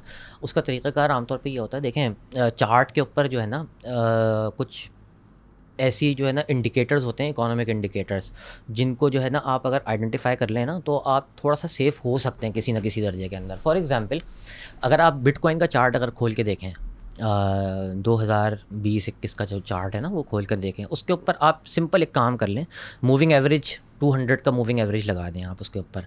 200 का डेली के जो है ना चार्ट के ऊपर जब मूविंग एवरेज लगाते हैं ना आप, तो आपको पता चलेगा कि 2021 के अंदर जो है नवंबर के अंदर ऐसा टाइम था कि जब इसने जो है मतलब मूविंग एवरेज से फारदेस्ट जो है इकनॉमिक्स का पहुंच चुका था। ये मेरी फेसबुक के ऊपर बाकायदा पोस्ट है तारीख़ के साथ, 5 नवंबर को मैंने पोस्ट की है कि मैं 70% मार्केट से बाहर आ गया हूँ, सही है ना। और 6 नवंबर 2021 को मार्केट गिरी है और उसके बाद रुकी है 17,000 के ऊपर। अच्छा, इसमें मैं ऐड कर दूँ 24 जनवरी 2018 एक मेरे दोस्त ने हमारे एक बोर्ड पे लिखा था कि इस तारीख से पहले जो है ना जितने हैं ना सब एग्जिट कर देना। और हम थे लालची और खैर इतने पैसे ही नहीं था, अगर शुरू था क्या हो ही नहीं सकता। हाँ 25 को जो ब्लड बात हुआ है उसके बाद वो नहीं रुका है। उसमें भी ग्रीड ही थी। तो बेसिकली जो है ना असल में देखें हर चीज़ दुनिया के अंदर, चाहे वो क्रिप्टो हो चाहे स्टॉक्स हो, मीन के ऊपर रिवर्सल होता है, ठीक है ना। और मीन कहते हैं एवरेज इसको, यानी कि एवरेज मूवमेंट कितनी हो रही है। अब अगर 200 पीरियड का मूविंग एवरेज अगर आप लगाते हैं डेली के ऊपर, तो आपको एक प्रॉपर जो है ना विजुअलाइजेशन हो जाती है कि एवरेज से कितना ज़्यादा दूर है ये, सही है ना। और जितना ज़्यादा दूर है उतना रिस्की जितना ज़्यादा दूर है उतना ज़्यादा रिस्की होता चला जा रहा है। और एवरेज से अगर नीचे है तो बेस्ट अपॉर्चुनिटी आपके लिए बाय करें, एवरेज के करीब है तो बाय करें, सही है ना। और अगर एवरेज से दूर है तो इसका मतलब है कि आपको, ठीक है। ये मैंने एक बिल्कुल जो है ना ले मैन के लिए एक मैंने फार्मूला दे दिया। अब जाहिर सी बात है इसके अंदर टेक्निकलिटीज फिर आगे वॉलेट एंड एक्सचेंजेस का डिफरेंस बता दें। ये मुझसे एक सवाल किसी ने कहा था, जरूर पूछेगा। वॉलेट और एक्सचेंजेस, वॉलेट और सेफ कौन सा ज़्यादा है? कि मैं अपने वॉलेट में रखूं या मैं अपना क्रिप्टो एक्सचेंज पे रखूं, इन दोनों में क्या फ़र्क है तो ये बता दें। देखिए एक्सचेंज जो है ना वो मंडी है, ठीक है ना। मंडी यानी कि जहाँ पर ख़रीदो फरोख्त होती है चीज़ों की, लेन देन होता है। अब मंडी के अंदर जो भी काम होता है, जाहिर सी बात है कि आपको मंडी के अंदर कुछ ना कुछ पैसा चाहिए होता है जिससे आप ख़रीदारी कर सकें। आप अपनी सेविंग्स मंडी में नहीं रखते हैं, सही है ना। वो चीज़ जिसकी आपको ख़रीदो फरोख्त करनी है, बस वो उतनी अमाउंट आप एक्सचेंज में लेकर जाते हैं, ट्रेड करना है ओब्वियसली। बाकी सारी चीज़ें आप अपने सेफ के अंदर, अपने वॉलेट के अंदर रखेंगे। अच्छा, वॉलेट डिसेंट्रलाइज्ड होता है, इसको कहते हैं नॉन कस्टोडियल वॉलेट, ठीक है ना। ये वॉलेट ऐसा वॉलेट होता है जो क्रिप्टो करेंसी का जो वॉलेट होता है, जैसे ट्रस्ट वॉलेट है, जैसे मेटामास्क है, तो ये नॉन कस्टोडियल वॉलेट कहलाते हैं। नॉन कस्टोडियल वॉलेट का मतलब ये होता है कि जिस कंपनी ने इस ऐप को बनाया है उसके पास भी इख्तियार नहीं है आपके फंड्स का, ठीक है ना। आपका फंड सिर्फ और सिर्फ आपके हाथ में है। अच्छा, हाँ, तो और ये उसका एक सिक्योरिटी का मैकेनिज्म है जिसमें अब अभी हम उसका सिंपल जो है ना 12 जो है कीवर्ड्स की फ्रेज़ होती है वो, और जो है क्या नाम इसका वो 12 जो अल्फाज हैं वो आप अपने कहीं पेपर के ऊपर लिखकर किसी ऐसी जगह के ऊपर रख दें, जैसे आप अपनी गाड़ी की फ़ाइल रखते हैं, अपने प्रॉपर्टी के पेपर्स रखते हैं, कहीं ऐसी सेफ जगह के ऊपर, वो किसी का हाथ ना लगे। बस वो भूल जाए यार, वो किसी का हुआ था ना कि बहुत सारे पैसे भूल जाएं तो फिर बहुत सारे, किसी का हुआ था नहीं, बहुत सारे, किसी के एक साथ नहीं, कई लोगों का हुआ। कितनी अटेम्प्ट्स होती हैं वो लगाने की, होता है वो लिमिटेशन होती है। नहीं वो अटेम्प्ट्स का नहीं था, अगर एक दफ़ा वो थी, वो खबरों में आ रही थी, वो $34 मिलियन किसी के हार्ड ड्राइव में थे, वो डंपस्टर में ढूंढता फिर रहा था कि यार ये हार्ड ड्राइव मुझे मिल जाए। पता नहीं चल रहा था कि आखिरी अटेम्प्ट है, उसके बाद क्या हो जाएगा। अच्छा, आपने इतनी अच्छी और इतनी मतलब बहुत अच्छे से एक्सप्लेन किया, thank you so much for that.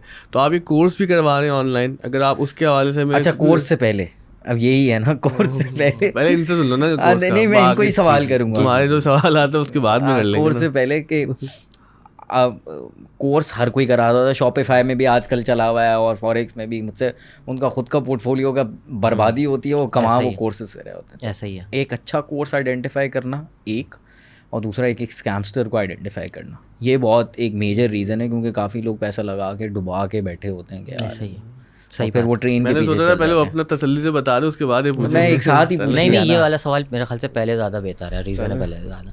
असल में देखें, मैं अपनी ज़ात तक बताऊँ ना, मैंने कभी भी कोर्स नहीं करवाता, ठीक है ना। मैंने आज से पहले कभी कोर्स नहीं करवाया, ना क्रिप्टो का ना फॉरेक्स का। आप मेरी पूरे फेसबुक प्रोफाइल, मेरी जो पूरी सोशल एग्जिस्टेंस है ना, वो आप जाकर खंगाल लें, मैंने कभी भी कोर्सेज अनाउंस नहीं करे, ठीक है ना।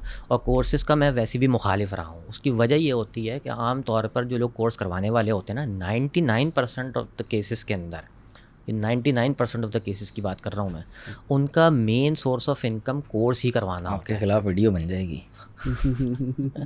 खैर ही नहीं। तो बहरहाल अब जो है वो है ना, बात इसको डिनाई तो नहीं किया जा सकता।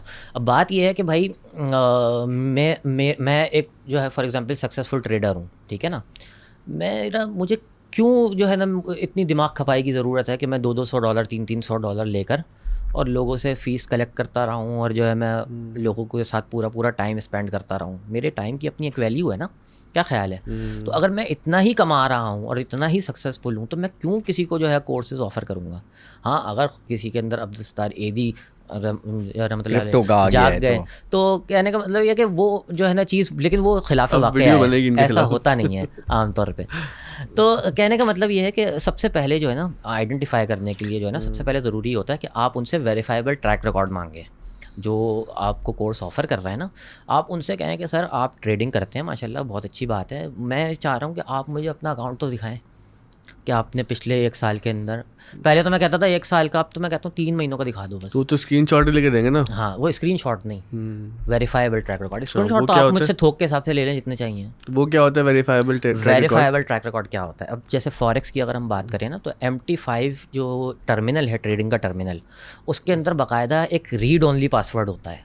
इस तरीके से बाइनेंस का भी रीड ओनली पासवर्ड होता है, जिसके ऊपर आप ट्रेडिंग की हिस्ट्री देख सकते हैं। सही है ना, रीड ओनली पासवर्ड के अंदर आप जो है ना डिपॉजिट विड्रॉवल कुछ नहीं कर सकते, कोई इख्तियार आपके पास नहीं होता, लेकिन आप ट्रांजेक्शन्स के रिकॉर्ड आप देख सकते हैं, शोकेस गैलरी है। हाँ, तो यही तरीका है पूरी दुनिया के अंदर। जब भी कोई इन्वेस्टर आपके साथ इन्वेस्टमेंट करता है ना, जैसे हमारे साथ इंटरनेशनली इन्वेस्टर्स हमारे साथ जुड़े हुए हैं, तो वो लोग क्या कहते हैं, वो कहते हैं भाई माई एफएक्स बुक का लिंक हमें दो। माई एफएक्स बुक क्या है, फॉरेक्स की इंडस्ट्री के अंदर माई एफएक्स बुक एक ट्रैक रिकॉर्ड को मेंटेन करने वाली वेबसाइट है। तो हम अपने ट्रेडिंग अकाउंट्स उसके साथ कनेक्ट कर देते हैं, तो वो आपको वेरीफाइबल ट्रैक रिकॉर्ड शो करा देती है। ठीक है, तो इससे तो क्रेडिबिलिटी स्टैब्लिश होगी। हाँ, तो अब अगर कोई आपको ये प्रोवाइड कर सकता है, चाहे आप फॉरेक्स का कोर्स कर रहे हो या क्रिप्टो के अंदर कोर्स कर रहे हो, तो अगर ये कोई मतलब वो कर देता है, जनरली एक कोर्स का आपने बता दिया, ये जो है ना बेहतरीन, ये बेहतरीन तरीका है। और जहत है इसकी? हाँ, इस और कोई जहत मतलब अव्वल तो कोई ऑफर कर ही नहीं रहे होते लोग। ऐसे आप इस पे यार कोर्स मटेरियल पे आ जाएं तो क्या बंदा मेक श्योर करे कि यार अगर ये कवर हो रहा है तो I should go for it? देखें, अभी मैंने जो कोर्स अनाउंस किया है ना, उसके अंदर मैंने पहले ही क्लियरली ये बात की थी कि मैं कैंडलस्टिक पैटर्न्स नहीं बताऊंगा, ठीक है ना, चार्ट पैटर्न्स नहीं बताऊंगा, इंडिकेटर्स, आप यूट्यूब पे जाके सीख लें। ये सारी चीज़ें यूट्यूब के ऊपर पड़ी हुई हैं, सब कुछ। SMC के नाम से smart money concept, ICT, inner circle trader, इतने बड़े बड़े यूट्यूब चैनल्स पड़े हुए हैं, लेकिन पैसा कोई नहीं बना रहा। सही है ना, मतलब मिलियन सब्सक्राइबर्स हैं इस मार्केट के अंदर, फाइनेंशियल मार्केट्स के अंदर 1 मिलियन सब्सक्राइबर होना बहुत बड़ी बात है, बहुत बड़ी बात है। सही है ना, क्योंकि बहुत ज़्यादा सेलेक्टिव ऑडियंस के साथ काम करती है ये मार्केट। इसके अंदर 1 मिलियन का मतलब ये है कि सभी जानते हैं, इसका मतलब है उसको। तो इनर सर्कल ट्रेडर ICT के नाम से जो है उसका चैनल है, अगर आप जाकर देखना चाहें तो देख भी लीजिएगा। वो उसने आज तक अपना कोई वेरीफाइबल ट्रैक रिकॉर्ड नहीं शेयर किया पब्लिक के साथ, आज तक नहीं किया। ठीक है, सही है ना। मैं ये नहीं कह रहा कि वो कोई स्कैम कर रहा है, वो कोई फ्रॉड कर रहा है। वो अपना कोर्स फ्री के मतलब फ्री के अंदर वो सारी ट्रेनिंग वगैरह देता है, यूट्यूब के ऊपर ही देता है। तो लेकिन यूट्यूब के व्यूज़ से कमा लेते हैं वो यूट्यूब के व्यूज़ से। अब जाहिर सी बात है कि अगर आप फाइनेंशियल मार्केट्स के अंदर अगर मोनेटाइजेशन भी अगर आपने ऑन की हुई है ना, तो एक क्लिक के $8 आपको मिलते हैं, क्योंकि फाइनेंशियल मार्केट ख़ास इंडस्ट्री है, बहुत ज़्यादा एंटरटेनमेंट नीश जो है ना, वो उसके अंदर पर क्लिक आपको इतना नहीं मिलता। फाइनेंशियल मार्केट्स के अंदर तो एक क्लिक के ऊपर बाज़ वक़्त $50 की भी बिड होती है। तो समझ रहे हैं बात को आप। तो ये जो है ना बेसिकली वो है, लेकिन नुकसान उसका क्या हो रहा है? नुकसान ये हो रहा है कि लोग जो सीख रहे हैं ना, असल में वो नुकसान कर रहे हैं। वो क्या नुकसान कर रहे हैं? वो फ़ायदा नहीं कर पा रहे हैं ना, वो अच्छा कमा नहीं पा रहे, कमा नहीं पा रहे, कोर्स मटेरियल पे वापस आ जाते हैं। हाँ, तो कोर्स मटेरियल बेसिकली असल में जब भी जो है ना, अगर आप सक्सेसफुल स्ट्रेटजीज़ की बात करेंगे ना, तो मैं तो इस बात का कायल हूँ कि हमेशा सक्सेसफुल स्ट्रेटजीज़ वही होती हैं जो हेज फंड्स की या इंस्टीट्यूशनल इन्वेस्टर्स की स्ट्रेटजीज़ हैं। वो होती हैं क्वान्टिटेटिव स्ट्रेटजीज़, ठीक है ना। Quantitative strategies, hedge fund strategies, यही स्ट्रेटजीज़ हैं जो पैसा बना पाती हैं। अदरवाइज़ कुछ सीधा नाम बता देंगे? ये क्वांटिटेटिव स्ट्रेटजीज़ के अंदर ये होता है कि आप जो है डेटा के ऊपर टेस्टिंग करते हैं, यानी कि एल्गोरिदम्स के थ्रू ट्रेड होती है। ये जो नॉर्मली मार्केट के अंदर जो ट्रेंड चल रहा है इस वक्त, इसको कहते हैं डिस्क्रेशनरी ट्रेड। क्या?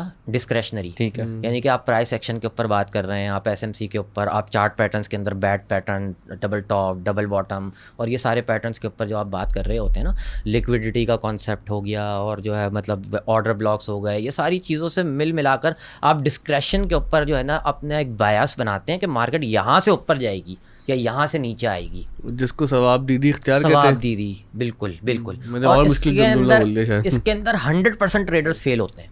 ठीक है, सही है ना। चाहे वो प्राइस एक्शन पर काम करे, चाहे ICT पर, SMC पर, किसी भी उसके ऊपर काम करे, वो फेल होगा उसके अंदर। और इसी वजह से लोग दे नहीं पाते अपने जो है ना इन्वेस्टर पासवर्ड वगैरह।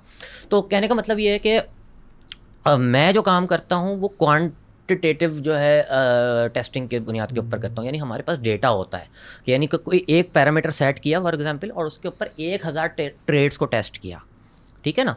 अब उसके अंदर वो पैरामीटर्स बहुत सारे हो सकते हैं, जैसे मिसाल के तौर पर डे हाई के ऊपर सेलिंग करनी है, यानी शॉर्ट करना है, या डे लो के ऊपर बाइंग करना है। मैं सिर्फ लेमैन एग्जांपल के तौर पर आपको सिमुलेशन वाइज टाइप सिमुलेशन। तो उसके अंदर फिर हम टेस्ट करते हैं over the period of time, 1 साल की हिस्ट्री के ऊपर, 2 साल की हिस्ट्री के ऊपर, 3 साल की हिस्ट्री के ऊपर, 5 साल की हिस्ट्री के ऊपर बाज़ वक़्त, ठीक है ना।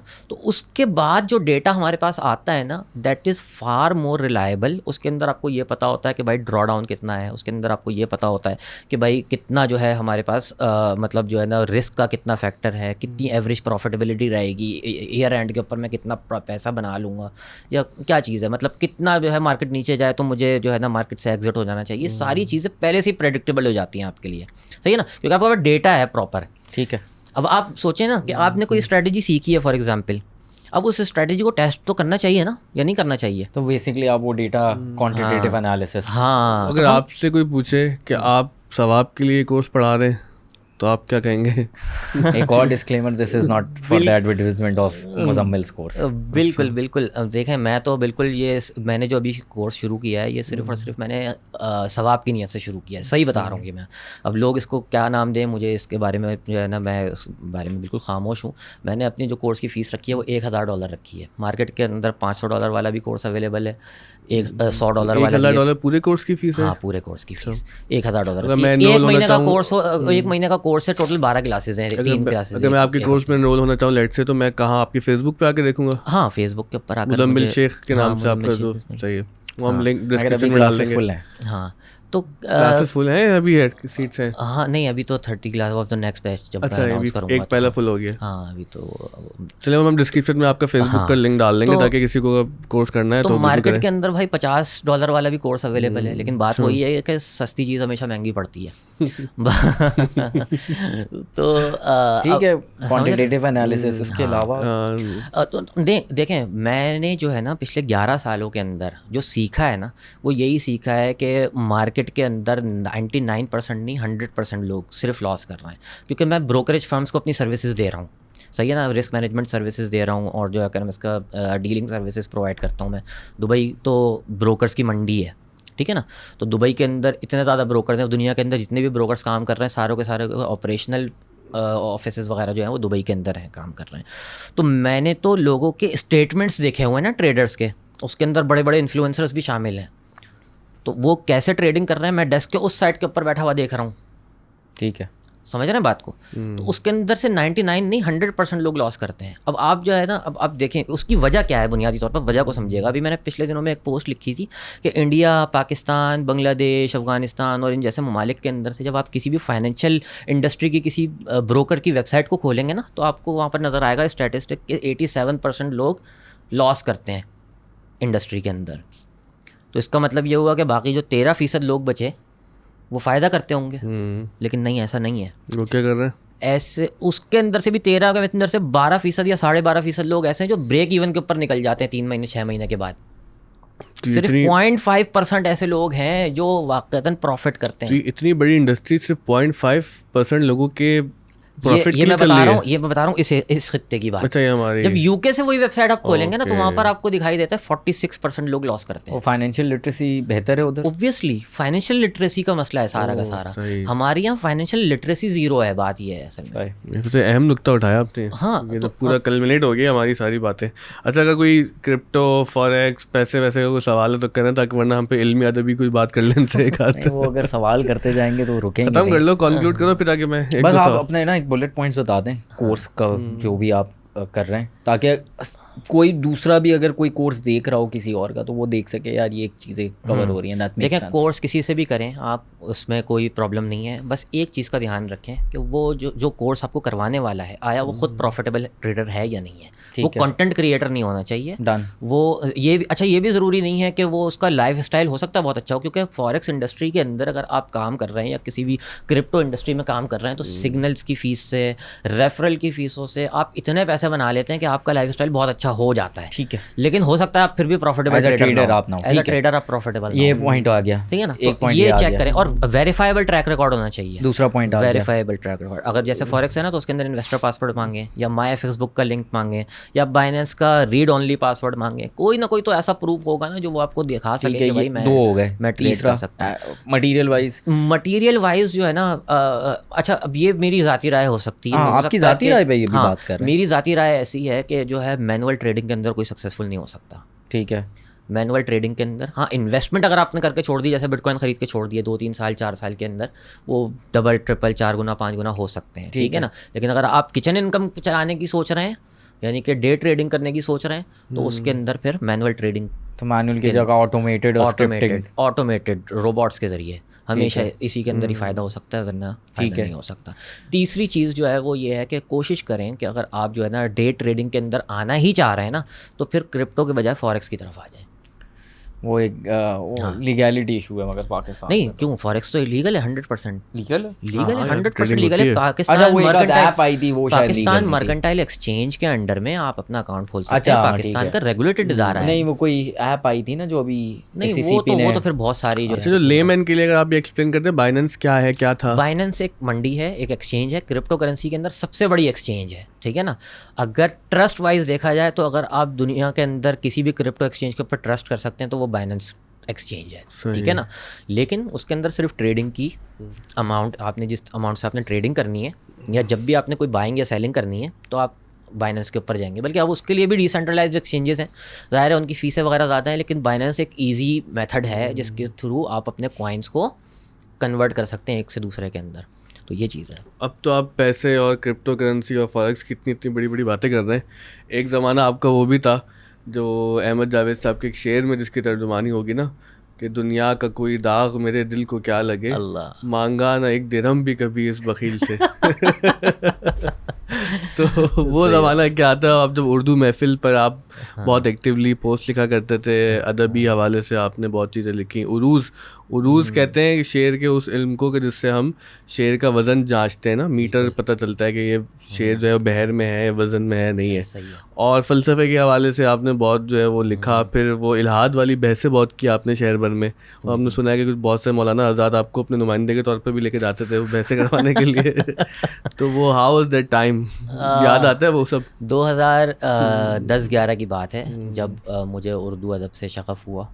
और उसके बाद जैसे हर कोई अदब की दुनिया के अंदर स्टार्ट लेता है, गालिब और जो है इकबाल, मीर और मीर, इन्हीं से मैंने भी स्टार्ट लिया, पढ़ना शुरू किया। समझ में कुछ नहीं आता था, ज़ाहिर है अच्छा लगता था, लेकिन अच्छा लगता है। हाँ, यही तो निशानी है, यही अदब की जमालियात का जो वो है ना, वो ये।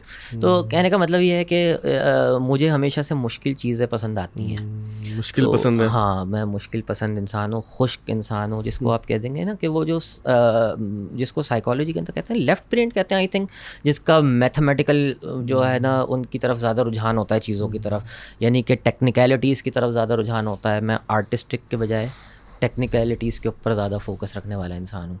नंबर्स मुझे ज़्यादा समझ में आते हैं, ठीक है। इसीलिए अदब में भी उरूज़ में गया। हाँ, अदब में भी सबसे खुश्क मौजूद है। कतर बेहोनत वाले जो है ना चीज़ें थी ना, उसके अंदर मैं ज़्यादा जो है वो इल्म अरूज़ के ऊपर मैंने काम शुरू किया 2011 के अंदर। और वो ऐसे काम शुरू किया कि उर्दू में मैं गूगल सर्च कर रहा था तो अचानक से मुझे जो है हमारे एक बहुत अच्छे दोस्त कह लें आप, या उस वक्त में फ़ोरम के साथी हुआ करते थे, मोहम्मद वारिस नाम का था उनका, अभी भी शायद वो हैं एक्टिव।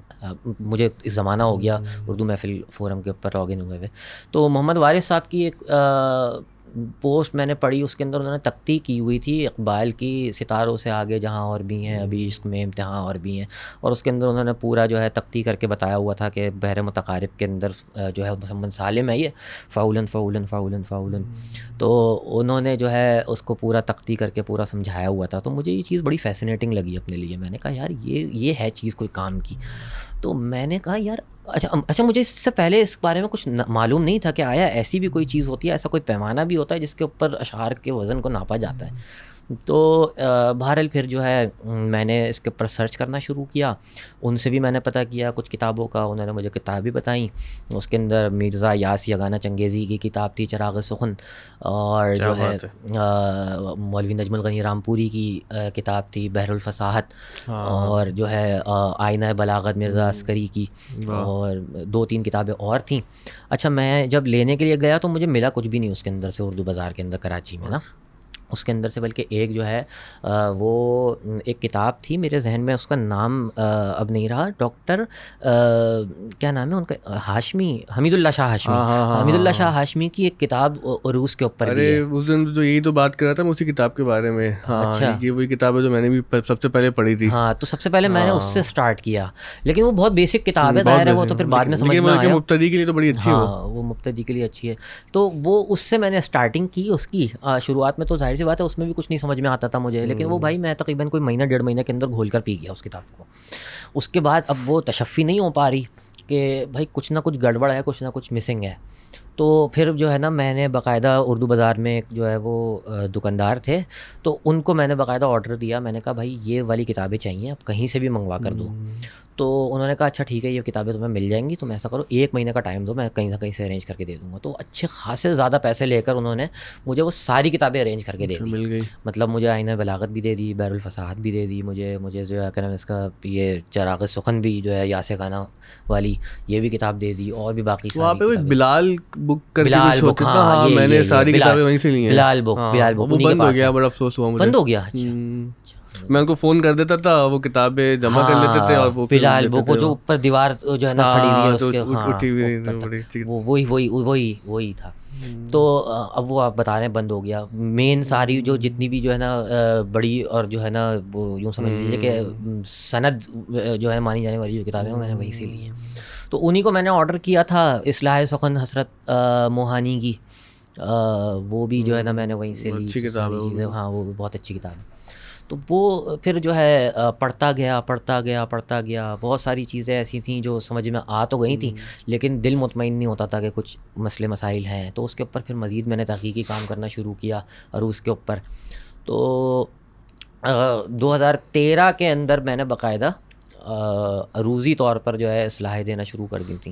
अच्छा, तो उस्ताद हो गया, मसनद इरशाद पे बैठ गए। तनकीदी जो है ना बहसों के अंदर भी हमने शुरुआत कर दी, इस्लाहें भी करना शुरू कर दी, और जो है कर इसका अशार की जो है ना तस्हीह करना शुरू कर दी।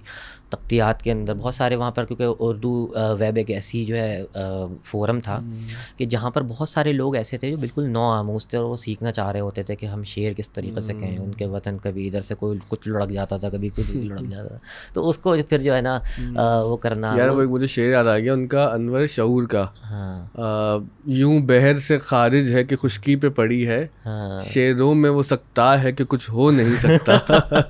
अच्छा, uruuz.com का भी ज़रूर बताया ना आपने, बड़ा अहम काम किया। uruuz.com जो है ना वो हमारे एक दोस्त हैं ज़ीशान, वो भी उर्दू वेब के ही साथी थे। तो वो जो है प्रोग्रामर थे, और उन्होंने जो है जब ये आइडिया डिस्कस किया तो हमने कहा कि भाई ये तो वो अच्छी चीज़ है।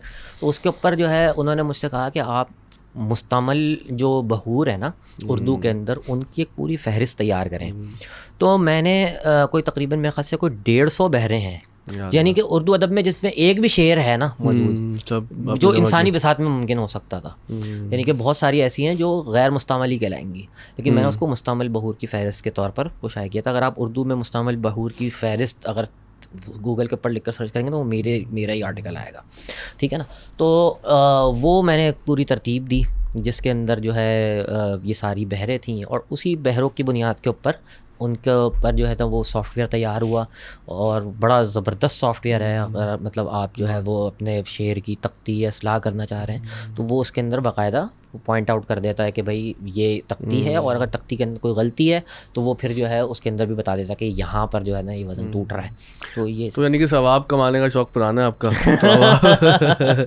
उर्दूज़, शेर, अदब, फ़लसफ़ा, मज़हब से अब जो है आप अब ये वाली बात के ऊपर भी पकड़ हो जाएगी कि $1000 लेकर कौन सा सवाब होता है। नहीं, अगर बात ये है कि अगर आप किसी को इनेबल कर रहे हैं हाँ कि वो पैसा कमाए और अपनी ज़िंदगी को बेहतर करे, अपनी क्वालिटी ऑफ लाइफ को इम्प्रूव करे और अच्छी नहीं ऐसे करे, तो बिल्कुल सवाब है। हमने असल में ना पैसे कमाने को बहुत बुरा समझ लिया है। यहाँ पर हमारी नफ्सियात है ना कि कोई आदमी पैसा कमा रहा है तो उसके बारे में कोई ना कोई बुरी चीज़ सोचना। वैसे मैं सोच रहा था कि शायद तारीख़ इंसानी में पहली दफ़ा होगा कि एक पॉडकास्ट के अंदर हम क्रिप्टो करेंसी से उरूज़ और जो शेर तक गए ना, वो खुद भी कुछ अजीब अजीब से लग रहा है। गो के मेरा दिल चाह रहा है उससे मज़ीद बात करूँ, क्योंकि तो मेरे उस्ताद हैं डॉक्टर आफ्ताब मुस्तफ़ा साहब, उन्होंने PhD किया है और उरूज़ पे मैंने भी उनसे सीखा, वो बड़ी अथॉरिटी हैं इस मज़मून में। फिर हमारे कराची यूनिवर्सिटी में डॉक्टर शादाब एहसानी साहब होते हैं जो कि उर्दू डिपार्टमेंट के हेड हैं।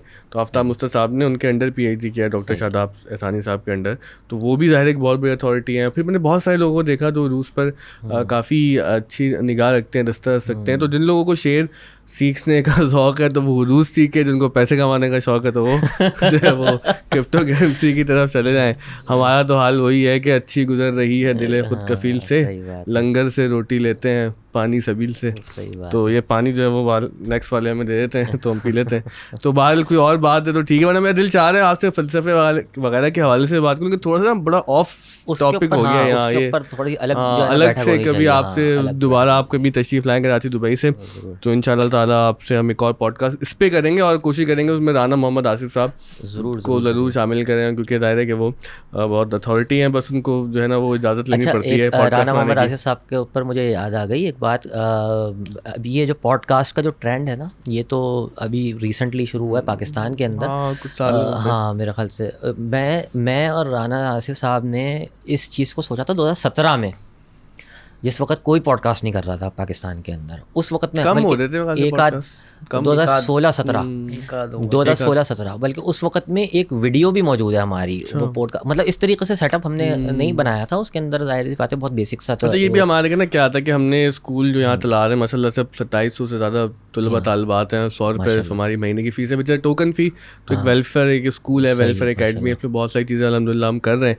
अब वो हर दफ़ा पॉडकास्ट में बताते ना, खुद मुझे अंदर से होता है कि वो एक बिल्कुल एक रटाया स्क्रिप्ट है कि वो KG1 से लेकर इंटर तक पढ़ा रहे हैं, हम कोर्सेज भी करवा रहे हैं वीकेंड पे। इसने NFT का कोर्स पढ़ाया हमारे यहाँ ने, और हमने यहाँ पे E-कॉमर्स, digital marketing, IT, languages. Hasan Khan जो उर्दू महफिल में ही लिखते रहे, आपके दोस्त हैं, वो भी हमारे भी दोस्त हैं, तो टर्किश, पर्शियन, अरबिक सारे कोर्सेज होते हैं यहाँ पे हमारे। फिर मजहबी जो है तालीम का भी इंतज़ाम है।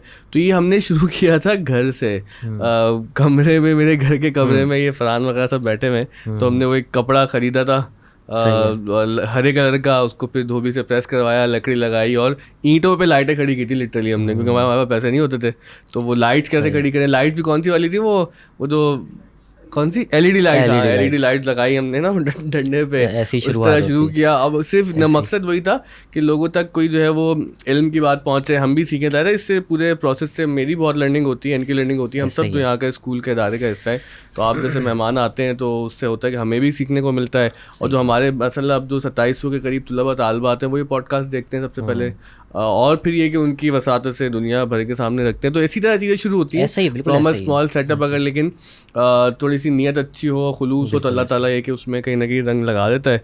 बाकी वो जो एक शेर मुझे याद आ रहा है, वो मैट्रिक में हमने पढ़ा था, वो little drops of water, little grains of sand make the mighty ocean and the pleasant land. तो ये कि वही एक सफ़र है। तो अल्लाह ताला आपको भी कामयाब करे। यानी कंक्लूडिंग थॉट्स, हालांकि 2-3 दफ़ा मैं कंक्लूड कर चुका हूँ, लेकिन मेरा दिल चाह रहा है कोई फ़लसफ़े वगैरह की बात छेड़ूँ, लेकिन रोक रहा हूँ अपने आप को, मैं ख़त्म भी करना है। तो नेक्स्ट इंशाल्लाह आप दुबई से आएंगे तो फिर हम मुज़म्मिल भाई की जो दूसरी जहत है, जो इल्म अदब के हवाले से, फ़लसफ़ा व मज़हब के हवाले से है, उसका आपने छोटा सा ट्रेलर देखा है, तो वो इंशाल्लाह एक्सप्लोर करने की कोशिश करेंगे। और अगर आप इनका कोर्स पढ़ना चाहते हैं तो आप जो है डिस्क्रिप्शन में फेसबुक का हम लिंक दे देंगे, वहाँ पे आप इनसे कांटेक्ट कर सकते हैं। और ऑफ द स्कूल के भी अब बहुत सारे कोर्सेज़ मई से शुरू हो रहे हैं हमारे स्कूल में, हमारे एकेडमी में। वीकेंड पे जो हमारी क्लासेस होती हैं तो वो 100 रुपये वाला सीन है हमारा। तो अगर आप उन कोर्सेज़ में दाखिला लेना चाहें तो विच इज़ ऑलमोस्ट फ्री, तो वो आप कोर्सेज़ में आके हमारी वेबसाइट पे देख सकते हैं।